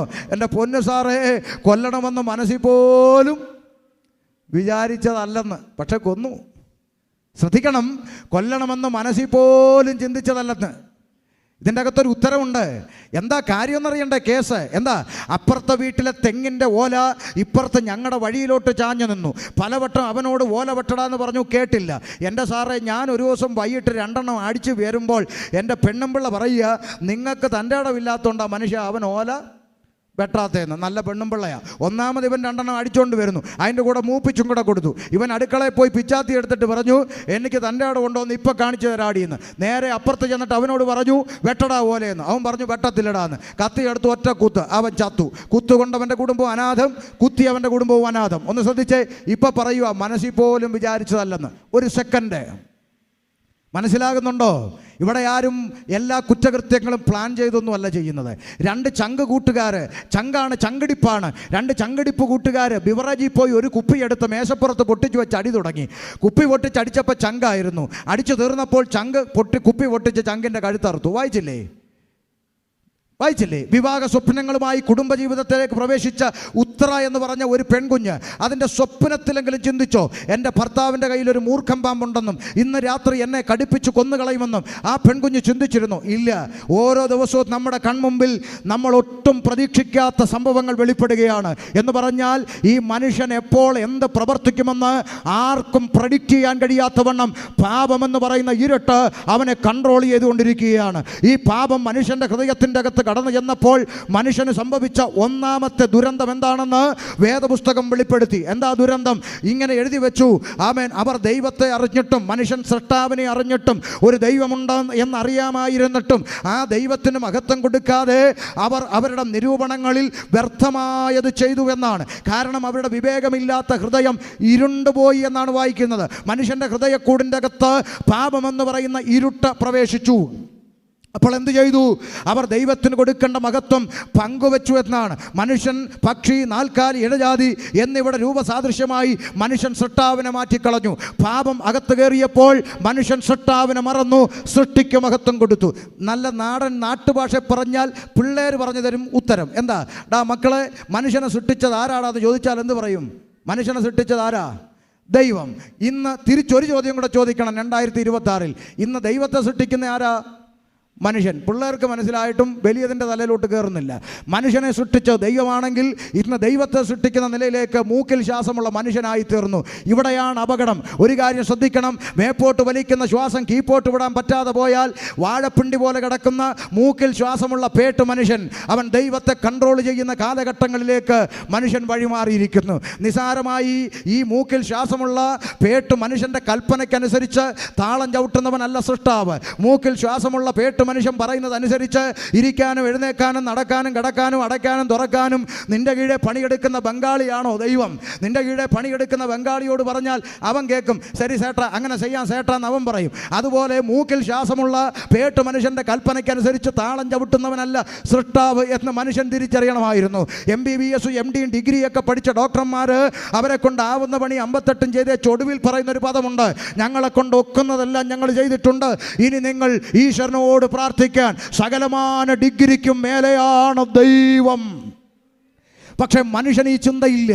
കാരണം പാപം അവൻ്റെ അകത്ത് കയറിയപ്പോൾ മനുഷ്യൻ സൃഷ്ടാവായ ദൈവത്തെ മറന്നു കളഞ്ഞു. എന്നിട്ട് ഈ പാപമെന്ന് പറയുന്ന ഇരുട്ട് അവനെ സകല തിന്മകളിലേക്കും കൺട്രോൾ ചെയ്യാൻ തുടങ്ങിയപ്പോൾ ഈ ഇരുട്ടിൽ നിന്നൊരു മോക്ഷം തേടി മനുഷ്യൻ ഈശ്വരന്മാരോട് നിലവിളിക്കാൻ തുടങ്ങി. ആമേൻ. ഈശ്വരനോട് നിലവിളിച്ച പ്രാർത്ഥനാ സൂക്തങ്ങൾ പുരാണങ്ങളിൽ രേഖപ്പെടുത്തിയിട്ടുണ്ട്. ഇവിടുത്തെ ഹൈന്ദവ സഹോദരങ്ങളോട് ചോദിച്ചാൽ അവർ പറഞ്ഞു തരും. അങ്ങനെ പാപമോചനത്തിനായുള്ള എത്രയോ പ്രാർത്ഥനാ സൂക്തങ്ങൾ പുണ്യപുരാണങ്ങളിൽ ഉണ്ട് എന്ന് അവർ തന്നെ പറഞ്ഞു തരും. അസതോമാം സദ്ഗമയ എന്നും തമസോമാം ജ്യോതിർഗമയ എന്നും മൃത്യോമാം അമൃതം ഗമയ എന്നും എന്തുകൊണ്ട് എഴുതപ്പെട്ടു? അതിനകത്ത് ഒരു വാചകം തമസോമാം ജ്യോതിർഗമയ. എന്താ അർത്ഥം? ഇരുട്ടിൽ നിന്ന് വെളിച്ചത്തിലേക്ക് നയിച്ചാലും ഭഗവനെന്നല്ലേ? അപ്പോൾ ഈ പാപമെന്ന് പറയുന്ന ഇരുട്ടിൽ നിന്ന് വെളിച്ചത്തിലേക്ക് നയിക്കണമെന്ന് മനുഷ്യന്മാർ ഈശ്വരന്മാരോട് പ്രാർത്ഥിച്ചു. ഇസ്ലാമിക സഹോദരങ്ങൾ ഇവിടെ ഉണ്ടെങ്കിൽ അവരോട് ചോദിക്കണം, അങ്ങനെയുള്ള പ്രാർത്ഥനാ സൂക്തങ്ങൾ വല്ലതും നിങ്ങൾക്കുണ്ടോ? അവർ പറയും ഖുർആന് സമീപമായി അവർ സ്നേഹിക്കുന്ന ഒന്നാണ് സ്വഹീഹായ ഹദീസുകൾ എന്ന് പറഞ്ഞാൽ പ്രവാചക ദിനചര്യകൾ. അതിൻ്റെ അകത്ത് രേഖപ്പെടുത്തിയിട്ടുള്ള പ്രവാചകന്മാരുടെ പ്രാർത്ഥനാ സൂക്തങ്ങളിൽ ഒന്ന് ഇങ്ങനെയാ രേഖപ്പെടുത്തിയിരിക്കുന്നത്: റബ്ബില്ലാലമീനായ തമ്പുരാനെ, നീ എൻ്റെ പാപത്തെ മഞ്ഞവെള്ളം കൊണ്ട് കഴുകുന്നില്ലെങ്കിൽ ഇഹത്തിലും പരത്തിലും എനിക്ക് യാതൊരു നന്മയും ലഭിക്കില്ലല്ലോ റബ്ബേ എന്ന പ്രവാചകന്റെ പ്രാർത്ഥനാ സൂക്തങ്ങൾ ഹദീസുകളിൽ രേഖപ്പെടുത്തി. ഇനി ക്രിസ്ത്യാനിയോട് ചോദിച്ചാൽ അവനും പറയും, അതെ, പൗലോസ്ലീഹ വിളിച്ചു പറഞ്ഞു, അയ്യോ ഞാൻ അരിഷ്ട മനുഷ്യൻ, പാപത്തിനടിമയായ ശരീരത്തിൽ നിന്ന് എന്നെ ആര് രക്ഷിക്കും? സകല വേദങ്ങളും ഒന്നിച്ചൊരുപോലെ പറഞ്ഞു, അതെ, മനുഷ്യൻ്റെ അകത്ത് അവനെ സകല തിന്മകളിലേക്കും വഴി തിരിച്ചു കൊണ്ടുപോകുന്ന പാപമെന്ന് പറയുന്ന ഇരുട്ട് അവൻ്റെ അകത്ത് കുടിയേറി. ആ ഇരുട്ടിൽ നിന്ന് വെളിച്ചത്തിലേക്ക് നയിക്കൂ ഭഗവാനെ എന്ന് മനുഷ്യൻ നിലവിളിച്ചു. മോക്ഷത്തിനായി മനുഷ്യൻ കരഞ്ഞു, കിട്ടിയില്ല. നേർച്ച കാഴ്ചകൾ നടത്തി, കിട്ടിയില്ല. തീർത്ഥയാത്രകൾ നടത്തി, കിട്ടിയില്ല. പുണ്യകർമ്മക്രിയാദികൾ നടത്തി, കിട്ടിയില്ല. എന്തിനധികം പറയുന്നു, മോക്ഷം തേടി, ഈശ്വര കടാക്ഷം തേടി ഈ പത്തനംതിട്ട ഇലന്തൂരിൽ ഒരു പച്ച മനുഷ്യനെ വെട്ടിനുറുക്കി നരബലി നടത്തി നോക്കി. കിട്ടിയോ മോക്ഷം? പറ. കിട്ടിയില്ല. അകത്ത് കിടന്ന് ചപ്പാത്തി ഉരുട്ടുന്നു, അല്ലേ? അങ്ങനെയെങ്കിൽ സകല മനുഷ്യന്മാരും മോക്ഷത്തിനായി ആവുന്ന പണി 58 ചെയ്ത് പരാജയപ്പെട്ട് ഈ ഇരുട്ടിൽ നിന്ന് വെളിച്ചത്തിലേക്ക് നയിച്ചാലുമെന്ന് ഈശ്വരന്മാരോട് പ്രാർത്ഥിച്ചപ്പോൾ സകല മനുഷ്യൻ്റെയും പ്രാർത്ഥനയ്ക്ക് മറുപടിയായി ഇന്നേക്ക് 2000 വർഷങ്ങൾക്കപ്പുറം സാക്ഷാൽ ദൈവം വേഷത്തിൽ മനുഷ്യനായി ലോകത്തിലേക്ക് ഇറങ്ങി വന്ന് പാലസ്തീൻ്റെ പച്ചമണ്ണിൽ കാലമർത്തി ചവിട്ടി സകല മനുഷ്യനോടും വിളംബരം ചെയ്തു, ഞാനാണ് ലോകത്തിൻ്റെ വെളിച്ചം. ആമേൻ. മനുഷ്യനെ ഇരുട്ടിൽ നിന്ന് രക്ഷിപ്പാൻ, പാപത്തിൽ നിന്ന് രക്ഷിപ്പാൻ അതാ വെളിച്ചമായി ലോകത്തിലേക്ക് ഇറങ്ങി വന്ന് ലോകത്തിന്റെ വെളിച്ചമായവൻ പറഞ്ഞു, ഞാൻ ലോകത്തിന്റെ വെളിച്ചമാകുന്നു, എന്നിൽ വസിക്കുന്നവരാരും ഇരുളിൽ നടക്കുകയില്ല. ഇന്ന് രാത്രി കട്ടപ്പനയോട് അഭിമാനത്തോടെ പറയട്ടെ, ഞാൻ ലോകത്തിൻ്റെ വെളിച്ചമാണ് എന്ന് അവകാശത്തോടെ അധികാരത്തോടെ ലോകത്തോട് പ്രസ്താവിച്ച, ലോകം കണ്ട ഒരേ ഒരു പ്രസംഗകൻ, ലോകം കണ്ട ഒരേ ഒരു പ്രവാചകൻ, ലോകം കണ്ട ഒരേ ഒരു മഹാഗുരു, ലോകം കണ്ട ഒരേ ഒരു ദൈവം, അവനാണ് ഇന്ന് രാത്രിയിൽ ഷമീർ അബ്ദുൽ സലാം പ്രസംഗിക്കുന്ന നസ്രത്തുകാരനായ യേശു ക്രിസ്തു. അതുകൊണ്ട് കട്ടപ്പനയോട് ഞങ്ങൾ അഭിമാനത്തോടെ വിളംബരം ചെയ്യുന്നു, മറ്റൊരുത്തനിലും രക്ഷയില്ല, മറ്റൊരുത്തനിലും രക്ഷയില്ല. മാനവജാതിക്ക് പാപത്തിൻ്റെ, ഇരുട്ടിൻ്റെ, തിന്മയുടെ, തെറ്റിൻ്റെ പടുകുഴിയിൽ നിന്ന് മോക്ഷം പ്രാപിപ്പാൻ, നന്നായി ജീവിക്കാൻ, നന്മയിലേക്ക് നയിക്കപ്പെടുവാൻ ആകാശത്തിൻ്റെ കീഴിൽ മനുഷ്യരുടെ ഇടയിൽ യേശുക്രിസ്തു എന്ന ഏക നാമമല്ലാതെ പോരാ, ഏക സത്യ സുവിശേഷമല്ലാതെ പോരാ, ഏക സത്യ നിത്യ ദൈവമല്ലാതെ മറ്റൊരു രക്ഷാമാർഗം ഈ ക്ഷതിയിൽ ഇല്ലവേ ഇല്ലെന്ന് അഭിമാനത്തോടെ ഞങ്ങൾ കട്ടപ്പനയോട് വിളംബരം ചെയ്യുകയാണ്. ഈ ലോകത്തിൻ്റെ വെളിച്ചമാകുന്ന ക്രിസ്തു ഏതൊരു മനുഷ്യൻ്റെ ഹൃദയത്തിൻ്റെ അകത്തേക്ക് കടന്നു വരുന്നോ, അവൻ്റെ ഹൃദയക്കൂടിൻ്റെ അകത്ത് കുടിയിരിക്കുന്ന പാപമെന്ന ഇരുട്ടിനെ പടിയടച്ച് പുറത്താക്കിക്കൊണ്ട് ഇന്നലെ വരെ ജീവിച്ച ഇരുട്ടിൻ്റെ ജീവിതത്തിൽ നിന്ന് നിൻ്റെ ജീവിതത്തിൻ്റെ ചരിത്രം മാറ്റിമറിച്ചുകൊണ്ട് നിന്നെ വെളിച്ചത്തിലേക്ക് നയിക്കാൻ കഴിയുന്ന ലോകത്തിൻ്റെ വെളിച്ചമാണ് യേശു ക്രിസ്തു. ഇന്നലെ വരെ നിന്നെ നോക്കി ശപിച്ച സമൂഹത്തിൽ നീ ഭൂമിക്ക് ഭാരമാടാന്ന് പറഞ്ഞെങ്കിൽ, നീ നന്നാകത്തില്ലെന്ന് പറഞ്ഞെങ്കിൽ, നീ ചത്തങ്കിക്കൊള്ളാരുന്നെന്ന് പറഞ്ഞെങ്കിൽ, സഹോദരി, നീ ആർക്ക് വേണ്ടി ജീവിക്കുന്നു, എന്തിനു വേണ്ടി ജീവിക്കുന്നു? ഒന്ന് തൊലഞ്ഞുകൂടെ? ഒരു മുഴം കയറിലോ ഒരു കുപ്പി വിഷത്തിലോ തീർത്തുകള. നിന്നെ ഇവിടെ ആർക്കും വേണ്ടെന്നൊക്കെ ചെകുത്താൻ നിൻ്റെ കാതിൽ പറയുമ്പോൾ ഇന്ന് രാത്രി ഒരു വാക്കൂടെ ചേർത്ത് പറയാം. ഇന്നേക്ക് 23 വർഷങ്ങൾക്കപ്പുറത്ത് ആമേൻ, ഒരു വെള്ളിയാഴ്ച ദിവസം സന്ധ്യയ്ക്ക് തകർന്ന് തരിപ്പണമായി പോയ ജീവിതത്തിൽ ഞാനും എൻ്റെ ഉമ്മയും അനിയത്തിയും കൂടെ ഒരു മുഴം കയറിലോ ഒരു കുപ്പി വിഷത്തിലോ തീർത്ത് കളയാമെന്ന് ചിന്തിച്ച ചിന്തയ്ക്കകത്ത് ഈ സുവിശേഷത്തിൻ്റെ സന്ദേശം കാതുകളിൽ വന്ന് പതിച്ചത് കൊണ്ടാണ് 23 വർഷമായി ഞങ്ങൾ ജീവനോടെ നിൽക്കുന്നത്. അതുകൊണ്ട് ഇന്ന് രാത്രി ജീവിതം നിരാശയുടെ നീർച്ചുഴി നിവദിച്ചു നിരാലംബരായി നെടുവീർപ്പെട്ടുകൊണ്ട് പ്രതീക്ഷയെ അസ്തമിച്ച ആരെങ്കിലും എന്നെ കേൾക്കുന്നെങ്കിൽ ഇന്ന് രാത്രി പറയട്ടെ, അരുത്, ആമേ, അരുത്. പ്രതീക്ഷയ്ക്ക് വകയുണ്ട്. നിന്റെ ജീവിതത്തിൻ്റെ ചരിത്രം മാറ്റിമറിക്കാൻ കഴിയുന്ന ഒരു ദൈവം ജീവിക്കുന്നുണ്ട്. ഇത് ഞങ്ങളുടെ അനുഭവത്തിൽ നിന്ന് അഭിമാനത്തോടെ ഞങ്ങൾ വിളംബരം ചെയ്യുന്ന സന്ദേശമാണ്. നോക്ക്, ഇതിന് ഞാൻ എന്താ ചെയ്തത്, ഇതിന് ഞാൻ എത്ര രൂപയാണ് ചെലവാക്കിയത്, ഇതിന് ഞാൻ എന്ത് സമ്പത്ത് ചെലവഴിക്കണം? വേണ്ട വേണ്ട വേണ്ട. ഈ ഉലകവും ഇതിൽ കാണുന്ന ഈ പ്രപഞ്ചത്തിൽ ഈ അണ്ടകടാഹത്തിൽ കാണുന്ന മുഴുവൻ കാര്യങ്ങളും മനുഷ്യർക്ക് വേണ്ടി ഇങ്ങോട്ട് സൃഷ്ടിച്ച് നൽകിത്തന്ന സൃഷ്ടാവായ മഹാദൈവം മൂക്കിൽ ശ്വാസമുള്ള പേട്ടു മനുഷ്യൻ്റെ കയ്യിൽ നിന്ന് ലഭിക്കുന്ന എന്തെങ്കിലും ഒരു നന്മയ്ക്ക് വേണ്ടി മനുഷ്യൻ വലിച്ചെറിഞ്ഞു കൊടുക്കുന്ന നാണയത്തുട്ടുകൾക്ക് വേണ്ടി വഴിയരികിലിരുന്ന് കൈനീട്ടുന്ന ഭിക്ഷാന്തേഹിയായി ഈശ്വരനെ കാണരുത്. ഒരിക്കൽ ഒരിക്കൽ ബസ്സിൽ പോയ ഒരാൾ 5 രൂപയുടെ നാണയത്തൊട്ട് ദൈവത്തിന് എറിഞ്ഞു കൊടുത്തതാണ്. പക്ഷെ പിറകി ബൈക്കിൽ വന്ന ആളിൻ്റെ ഒരു കണ്ണടിച്ചു പോയി. അത്രയൊക്കെ ഇവിടെ സംഭവിച്ചിട്ടുള്ളൂ. അതുകൊണ്ട് മനുഷ്യൻ സൃഷ്ടാവിനെ തിരിച്ചറിയുമ്പോൾ ഓർക്കണം, മാമൻ, ദൈവം മനുഷ്യനിൽ നിന്ന് ആഗ്രഹിക്കുന്നത് ഒന്നുമല്ല.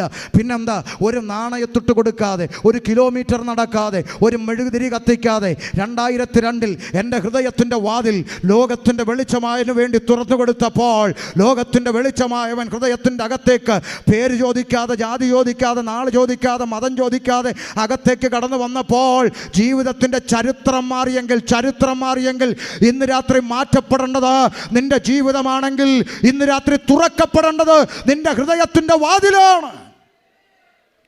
നിന്റെ ഹൃദയത്തിൻ്റെ വാതിൽ ഇന്ന് രാത്രി ലോകത്തിൻ്റെ വെളിച്ചമാകുന്ന യേശുക്രിസ്തുവിന് വേണ്ടി തുറക്കപ്പെട്ടാൽ, സ്നേഹിത, ചില ആളുകളെ ഞങ്ങൾ നോക്കി ഇന്നും ആക്ഷേപം പറയുന്നത്, മതം നോക്കേ, ഷമീറിൻ്റെ പേര് ഇപ്പോഴും ഷമീർ എന്ന സർട്ടിഫിക്കറ്റിൽ ഇപ്പോഴും അങ്ങനെ തന്നെയാണ്.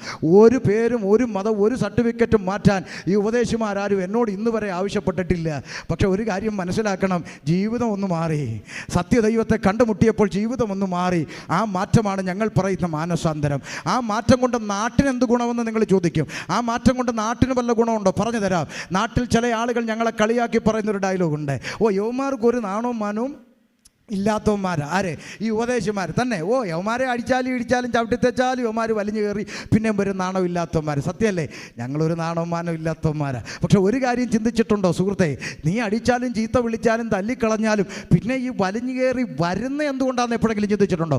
ആ തിരിച്ചറിവ് ഉണ്ടാകണം. അതാണ് സുവിശേഷം ഞങ്ങളിൽ വരുത്തിയ മാറ്റം. എന്ത് മാറ്റം? അപ്പുറത്ത് കിടക്കുന്ന കാവി ഉടുത്തവനും ഇപ്പുറത്ത് കിടക്കുന്ന തൊപ്പിയിട്ടവനും ഞങ്ങളുടെ കൂടപ്പിറപ്പാണ് എന്നാണ് സുവിശേഷം ഞങ്ങളുടെ തലച്ചോറിൽ വരുത്തിയ മാറ്റം.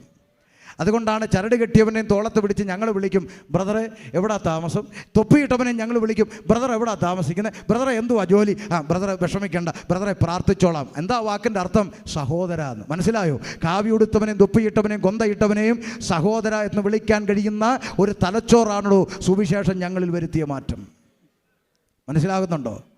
ആമേൻ. അല്ലെങ്കിൽ തന്നെ ജാതി മതമൊന്നും ഇല്ലാത്ത നിമിഷങ്ങൾ മനുഷ്യൻ്റെ ജീവിതത്തിൽ വരുമെന്ന് 2 പ്രളയം പഠിപ്പിച്ചിട്ട് മലയാളി പഠിച്ചിട്ടില്ലല്ലോ. നിൻ്റെ പറമ്പിലെ വെള്ളം എന്തിനാടി എൻ്റെ പറമ്പിൽ കൂടെ വരുന്നതെന്ന് ചോദിച്ച് വഴക്കുണ്ടാക്കിയ കുഞ്ഞമ്മ ഏതെങ്കിലും പറമ്പിൽ കൂടെ വെള്ളം ഒന്ന് പോയാൽ മതി ഈശ്വര നിലവിളിച്ചു. എന്നിട്ടും പഠിച്ചിട്ടില്ല അല്ലേ? അന്യർ അകത്ത് പ്രവേശിക്കരുത്, പട്ടിയുണ്ട് സൂക്ഷിക്കാന്ന് ബോർഡ് വെച്ചു. വെള്ളം അകത്തോട്ട് അനുവാദം ചോദിക്കാതെ കയറിയപ്പോൾ മക്കളും കൊച്ചുമക്കളും കൂടെ അന്യരെ വിളിച്ചിട്ട് പറയുക, പപ്പായും മമ്മിയും കുടുങ്ങി കിടക്കുന്നു, അന്യർ കയറി രക്ഷിക്കാൻ. അപ്പോൾ പട്ടിയൊക്കെ ഒഴുകി പോയെന്ന്. മനസ്സിലായോ? 3 മാസം കഴിഞ്ഞ് വെള്ളമൊക്കെ ഇറങ്ങി മക്കളും കൊച്ചുമക്കളും കൂടെ നാട്ടിൽ വന്നപ്പോൾ മതിലിന് 2 ഘട്ടം കൂടെ പൊക്കി കെട്ടി. എന്നിട്ട് അടുത്ത ബോർഡ് വെച്ചു, അന്യരകത്ത് പ്രവേശിക്കരുത്, പുതിയ പട്ടിയുണ്ട് സൂക്ഷിക്കാമെന്ന്. ഇനി അടുത്ത പ്രളയം പറഞ്ഞാൽ ഇവന് മാനസാന്തരം വരാം. മനസ്സിലാക്കുന്നുണ്ടോ? മനുഷ്യൻ അത്രയേ ഉള്ളൂ. പക്ഷേ ബൈബിൾ എന്താ പഠിപ്പിക്കുന്നത് നിങ്ങൾക്കറിയാമോ? ഈ ബൈബിൾ എന്താ ഞങ്ങളെ പഠിപ്പിച്ചതെന്നറിയാമോ? ഇങ്ങനെ എഴുതിയിരിക്കുന്നു, അപ്പോസ്തലപ്രവൃത്തി 17:26, ഭൂതലത്തിലെങ്ങും കുടിയിരുപ്പാൻ ദൈവം ആദമെന്ന് പറയുന്ന ഒരുത്തനിൽ നിന്ന് ഹിന്ദുവിനെ സൃഷ്ടിച്ചെന്നല്ല, മുസൽമാനെ സൃഷ്ടിച്ചെന്നല്ല, ക്രിസ്ത്യാനിയെ സൃഷ്ടിച്ചെന്നല്ല. അങ്ങനെങ്ങാണ് എഴുതിയിട്ടുണ്ടായിരുന്നെങ്കിൽ ഷമീർ ഈ പുസ്തകം കൈകൊണ്ട് തൊടത്തില്ലായിരുന്നു. എഴുതിയത് എന്താണെന്നറിയാമോ? ഭൂതലത്തിലെങ്ങും കുടിയിരുപ്പാൻ ദൈവം ഒരുത്തനിൽ നിന്ന്, ആദമിൽ നിന്ന് മനുഷ്യജാതിയെ സൃഷ്ടിച്ചെന്ന. വല്ലോ മനസ്സിലായോ? കാവി ഉടുത്തവനെയും തൊപ്പിയിട്ടവനെയും കൊന്തയിട്ടവനെയും ചരട് കെട്ടിയവനെയും കുടുംബ കെട്ടിയവനെയും എല്ലാം ആദാമ്യ രക്തം, ഒറ്റ രക്തത്തിൽ നിന്ന് സൃഷ്ടിച്ചെന്ന്. ഇത്ര മനോഹരമായൊരു പുസ്തകം. ഇതല്ലാതെ ഏത് പുസ്തകമാണ് ഞങ്ങൾ ഈ കാലഘട്ടത്തിൽ പ്രസംഗിക്കേണ്ടത്? ഒറ്റ രക്തമെന്ന് പഠിപ്പിക്കുന്നു. മനസ്സിലായില്ലേ? ഇനി അത് ഒരാവേശത്തിന് പറഞ്ഞാൽ ഒന്നുമല്ല. നാളെ രാവിലെ 4 ബോട്ടിലെടുക്കുക, 4 മൃഗങ്ങളുടെ രക്തം, ആട്, ആന, പോത്ത്, പശു. അടുത്ത മെഡിക്കൽ ലാബിലേക്ക് കൊണ്ട് കൊടുക്കുക. മെഡിക്കൽ പെമ്പിളേർ 10 മിനിറ്റ് സ്റ്റിക്കർ ഒട്ടിച്ച് തരും, ഇത് ആന, ഇത് ആട്, ഇത് പോത്ത്, ഇത് പശു. കണ്ടുപിടിക്കാനുള്ള സംവിധാനം ഇന്ന് ലാബിലുണ്ട്. വീണ്ടും 4 ബോട്ടിലെടുക്കണം, മറക്കരുത്. ഒന്നിൽ ഇവിടെ അടുത്തുള്ള അമ്പലത്തിലെ പൂജാരിയുടെ രക്തം, മറ്റൊന്നിൽ ജമാഅത്ത് പള്ളിയിലെ മുസ്ലിയാരുടെ രക്തം, ഇനി ഒന്നിൽ കത്തോലിക്ക പള്ളിയിൽ അച്ഛൻ്റെ രക്തം, ഇനി ഒന്നിൽ ഞങ്ങളുടെ ഉപദേശിയുടെ രക്തം. അതേ ലാബിൽ കൊടുക്കുക. ഏതെങ്കിലും പിള്ളേർ സ്റ്റിക്കർ ഒട്ടിച്ച് തരുമോ? ദേ മാറിപ്പോവലെ, മൂലയിരിക്കുന്ന മുസ്ലിയാർ, അറ്റത്തിരിക്കുന്ന പൂജാരി, മേപ്പോട്ട് വെച്ചിട്ടുണ്ട് പള്ളിയിലച്ഛൻ. അങ്ങനെ ഇവിടെ ആരും തരത്തില്ല. ABCD ഗ്രൂപ്പൊക്കെ തിരിച്ചെന്നിരിക്കും, അവിടെ നിൽക്കട്ടെ. പിള്ളേർ ഇറങ്ങി വന്നിട്ട് പറയുന്നത് മനുഷ്യൻ്റെ സമയം മെനക്കെടുത്തരുത്, ഇതെല്ലാം മനുഷ്യൻ്റെ രക്തം. ഏതാ? മനുഷ്യൻ്റെ രക്തം. അങ്ങനല്ലേ പറയുന്നത്? അല്ലേ? അതുകൊണ്ടല്ലേ ഇവിടെ രക്തം കൊടുക്കുമ്പോൾ ആർക്കും മസിലില്ലല്ലോ? ഉണ്ടോ? രക്തം കൊടുക്കുമ്പോൾ മസിലുണ്ടോ? കൊന്തയും കുരിശും കഴുത്തിലിട്ട ക്രിസ്ത്യാനി ചെറുക്കൻ ബൈക്ക് ഓടിച്ച് പോയി ടിപ്പറിൻ്റെ അടിയിൽ ചെന്ന് കയറി തല പൊട്ടി മെഡിക്കൽ കോളേജിൽ കൊണ്ടിരുന്നു. ഡോക്ടർ പറഞ്ഞു, ഇപ്പോൾ 1 കുപ്പി ബ്ലഡ് അടച്ചാൽ കൊച്ചിനെ രക്ഷിക്കാം. ക്രിസ്ത്യാനി ചെറുക്കൻ്റെ ക്രിസ്ത്യാനി അമ്മ, ക്രിസ്ത്യാനി ദൈവം, ഈശോയേ എൻ്റെ കുഞ്ഞിന് ആര് ബ്ലഡ് കൊടുക്കുവാൻ കരഞ്ഞു. തൊട്ടടുത്ത ബെഡിൽ അമ്മയ്ക്ക് കൂട്ടിരിക്കാൻ വന്ന കാവി ഉടുത്ത RSSകാരൻ കരച്ചിൽ കേട്ടച്ച് പറഞ്ഞു, അമ്മ കരയണ്ട അമ്മ, ഞാൻ തരാം ബ്ലഡ്. വേണ്ട വേണ്ട വേണ്ട, നീ BJP അല്ലേ, നീ ഇന്ന് വരെ ഒരു തള്ള പറഞ്ഞിട്ടുണ്ടോ? പറഞ്ഞിട്ടില്ലല്ലോ, പറയത്തുമില്ലല്ലോ. ഒറ്റ രക്തം. ഇനി കിഡ്നി കൊടുക്കുമ്പോഴോ? അമ്പലത്തിലെ പൂജാരിയുടെ കിഡ്നി അടിച്ചു പോയി. മനോരമയിൽ ഒരു പരസ്യം ചെയ്തു, കിഡ്നി വേണം. പരസ്യം കണ്ടു വന്ന ജമാഅത്ത് പള്ളിയിലെ മുസ്ലിയാർ, പുള്ളിക്ക് പൈസയ്ക്ക് ആവശ്യമുണ്ട്. മുസ്ലിയാരുടെ കിഡ്നി എനിക്ക് വേണ്ടാന്ന് പൂജാരി പറയുമോ? പറഞ്ഞിട്ടുണ്ടോ? ഇനി പറയുമോ? അപ്പോഴൊന്നും ആർക്കും മസിലില്ല. പിടികിട്ടിയോ? ഇതെല്ലാം കഴിഞ്ഞ് ആശുപത്രിയിൽ നിന്ന് ഇറങ്ങി തണ്ടും തടിയൊക്കെ വെച്ച് പിന്നെ അതിൽ ജിമ്മിലൊക്കെ പോയി മസിലൊക്കെ ഉരുട്ടി പിടിച്ച് അവിടെ ഇവിടെയൊക്കെ ഒന്ന് മുഴച്ച് പൊങ്ങി സഞ്ചരിക്കുന്ന ഇറച്ചിക്കട പോലെ ഇങ്ങനെ നടക്കുമ്പോൾ അവൻ്റെ ചിന്ത ആരും കയറി എന്തും ചെയ്യാമെന്ന്. എടാ പേട്ട് മനുഷ്യ, മേപ്പോട്ട് വലിക്കുന്ന ശ്വാസം കീപ്പോട്ട് വിടാൻ പറ്റാതെ പോയാൽ നീ എത്ര കിലോ ഇറച്ചി ഉണ്ടെങ്കിലും വാഴപ്പിണ്ടി പോലെ റോഡെ കിടക്കുമെന്ന് മിനിമം ചിന്തിച്ചാൽ തീരാവുന്ന പ്രശ്നമേ ഉള്ളൂ. പക്ഷെ ചിന്തിക്കാൻ ഇവിടെ മനുഷ്യന് തലച്ചോറില്ലല്ലോ, തമ്മിലടിക്കാനല്ലേ നേരം. ഈ തമ്മിലടിക്കുന്നതിനിടയിൽ ഒരു കാര്യം മനസ്സിലാക്കണം, ഞങ്ങളെ പഠിപ്പിക്കുന്നത് അപ്പുറത്ത് കിടക്കുന്ന കാവ്യ ഉടുത്തവനും ഇപ്പുറത്തെ തൊപ്പിയിട്ടവനും നിന്നെയും എന്നെയും സൃഷ്ടിച്ചത് ഒരു ദൈവമാണെന്നും അവൻ നിൻ്റെ കൂടപ്പിറപ്പാണെന്നും ഉള്ള സന്ദേശം ഈ തലച്ചോറിൻ്റെ അകത്ത് ദൈവം തന്നപ്പോൾ നീ കള്ളു കുടിച്ച് കിടക്കുന്ന കാണുമ്പോൾ, നീ ഓടെ കിടക്കുന്ന കാണുമ്പോൾ, നീ ചാകാൻ ശ്രമിച്ചെന്ന് കേൾക്കുമ്പോൾ, നിൻ്റെ കുടുംബം തകർന്നെന്നറിയുമ്പോൾ, നീ കുടുംബ കോടതി നിൽക്കുന്നെന്ന് കാണുമ്പോൾ, നീ ആശുപത്രിയിലായെന്ന് അറിയുമ്പോൾ, നിൻ്റെ രക്തബന്ധങ്ങൾക്കുണ്ടാകാത്തൊരു പെയിൻ പ്രാർത്ഥിക്കുന്ന ഞങ്ങളുടെ ഹൃദയത്തിൽ സ്വർഗത്തിലെ ദൈവം തരുന്നത് കൊണ്ടാണ് വലിഞ്ഞു കയറി നിൻ്റെ അടുക്കൽ നീ ആയിരിക്കുന്ന പ്രതിസന്ധി പ്രാർത്ഥിക്കട്ടെ എന്ന് പറഞ്ഞു വരുന്നത്. മനസ്സിലായോ? അത്ര നന്മയുള്ള പുണ്യമുള്ള സന്ദേശമാണ് സുവിശേഷം. അല്ല കട്ടപ്പനയിൽ നിങ്ങൾ പറ, കഴിഞ്ഞ വർഷം ഇവിടെ ഒരു യോഗം നടത്തി, അത് കേട്ട അന്ന് തൊട്ട് എൻ്റെ കെട്ടിയോൻ കുടിയനായെന്ന് പറയാൻ ഒരു ഭാര്യ ഉണ്ടെങ്കിൽ ഞങ്ങൾ ഇനി യോഗം നടത്തുകയില്ല. നിങ്ങളുടെ സുവിശേഷം കേട്ട അന്ന് തൊട്ട് എൻ്റെ കൊച്ചു കഞ്ചാവ് പഠിക്കാൻ തുടങ്ങിയെന്ന് ഒരമ്മയും അപ്പനും പറയാനുണ്ടെങ്കിൽ ഞങ്ങൾ ഈ സുവിശേഷം നിർത്തിയേക്ക ഇന്നത്തോടെ കഴിയത്തില്ല. പകരം ഇന്നലെ വരെ കള്ളും കുടിച്ചും കഞ്ചാവ് അടിച്ചും അപ്പനും അമ്മയ്ക്കും ഭാര്യയ്ക്കും കുഞ്ഞുങ്ങൾക്കും സമൂഹത്തിനും പോലീസിനും തലവേദനയായി ജീവിച്ച ഷമീറിനെ പോലെ, സിയാദിനെ പോലെ, സുരേഷിനെ പോലെ, രമേശിനെ പോലെ അനേക ചെറുപ്പക്കാരെ അമ്മയപ്പന്മാർക്ക് കൊള്ളാവുന്ന മക്കളാക്കി തിരിച്ചു കൊടുത്ത പുണ്യമാണ് സുവിശേഷം. അതുകൊണ്ട് ഇന്ന് രാത്രി എൻ്റെ കേൾവിക്കാരോട് പറയാം, ഒരു നാണയത്തുട്ട് ചിലവാക്കാതെ, ഒരു കിലോമീറ്റർ നടക്കാതെ, ഒരു മെഴുകുതിരി കത്തിക്കാതെ, ഇന്ന് രാത്രി നിൽക്കുന്ന നിപ്പിൽ നിങ്ങളുടെ ഹൃദയത്തിൻ്റെ വാതിൽ ലോകത്തിൻ്റെ വെളിച്ചമാകുന്ന ക്രിസ്തു യേശുവിന് വേണ്ടി തുറക്കപ്പെട്ടാൽ അനുഭവത്തിൽ നിന്ന് ഞാൻ നിങ്ങളോട് അടിവരയിട്ട് ഉറപ്പു തരാം.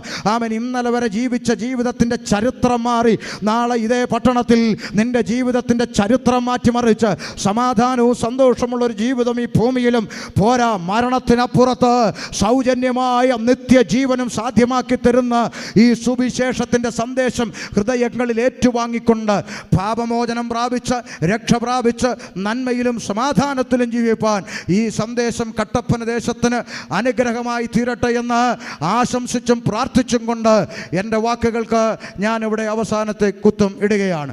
ഒരിക്കൽ കൂടി ഞങ്ങൾ ഒരുമിച്ച് ഞങ്ങളുടെ അനുഭവത്തിൽ യേശുക്രിസ്തു വരുത്തിയ മാറ്റത്തെ സാക്ഷി നിർത്തിക്കൊണ്ട് ഈ ജനസമൂഹം ഒന്നിച്ച് ഈ കട്ടപ്പന ദേശത്തോട് വിളംബരം ചെയ്യുന്നു. മറ്റൊരുത്തനിലും രക്ഷയില്ല, മറ്റൊരുത്തനിലും രക്ഷയില്ല. മാനവജാതിക്ക് തിന്മയുടെ, തെറ്റിൻ്റെ, ഇരുട്ടിൻ്റെ, പാപത്തിൻ്റെ പടുകുഴിയിൽ നിന്ന് മോക്ഷം പ്രാപിപ്പാൻ ആകാശത്തിൻ്റെ കീഴിൽ മനുഷ്യരുടെ ഇടയിൽ നൽകപ്പെട്ട വേറൊരു നാമവും ഇല്ലവേ ഇല്ലെന്ന് ആവർത്തിച്ച് വിളംബരം ചെയ്തുകൊണ്ട് എൻ്റെ വാക്കുകൾക്ക് അവസാനത്തെ കുത്തുമിടുകയാണ്. കരങ്ങളെ ഉയർത്തി കർത്താവിന് മഹത്വം കൊടുത്താട്ടെ. ശാന്തമായി എന്നെ കേട്ട ദേശത്തിലെ എല്ലാ പ്രിയപ്പെട്ടവർക്കും യേശുക്രിസ്തുവിൻ്റെ നാമത്തിൽ നന്ദി അറിയിച്ചുകൊണ്ട് മൈക്ക് കൈമാറുന്നു. വീണ്ടും പ്രിയപ്പെട്ടവർ മുന്നോട്ട് കടന്നു വന്ന് നിങ്ങൾക്ക് വേണ്ടി അനുഗ്രഹീതമായ ഗാനങ്ങൾ ആലപിക്കും. ഒരു നിമിഷം നിങ്ങൾ നിൽക്കുന്ന നിപ്പിലിരുന്നു കൊണ്ട് നിങ്ങളുടെ ഹൃദയത്തിൻ്റെ വാതിൽ ഇന്ന് രാത്രി ലോകരക്ഷകനായ, ലോകത്തിൻ്റെ വെളിച്ചമായ യേശുക്രിസ്തുവിന് വേണ്ടി തുറക്കപ്പെട്ടാൽ ആ സന്ദേശം നിങ്ങളുടെ ജീവിതത്തിൻ്റെ ചരിത്രം മാറ്റിമറിപ്പാൻ ഇടയായിത്തീരുമെന്ന് സ്നേഹത്തോടെ ഓർപ്പിച്ചുകൊണ്ട് വിടവാകുന്നു. ദൈവം നിങ്ങളെ അനുഗ്രഹിക്കുമാറാകട്ടെ.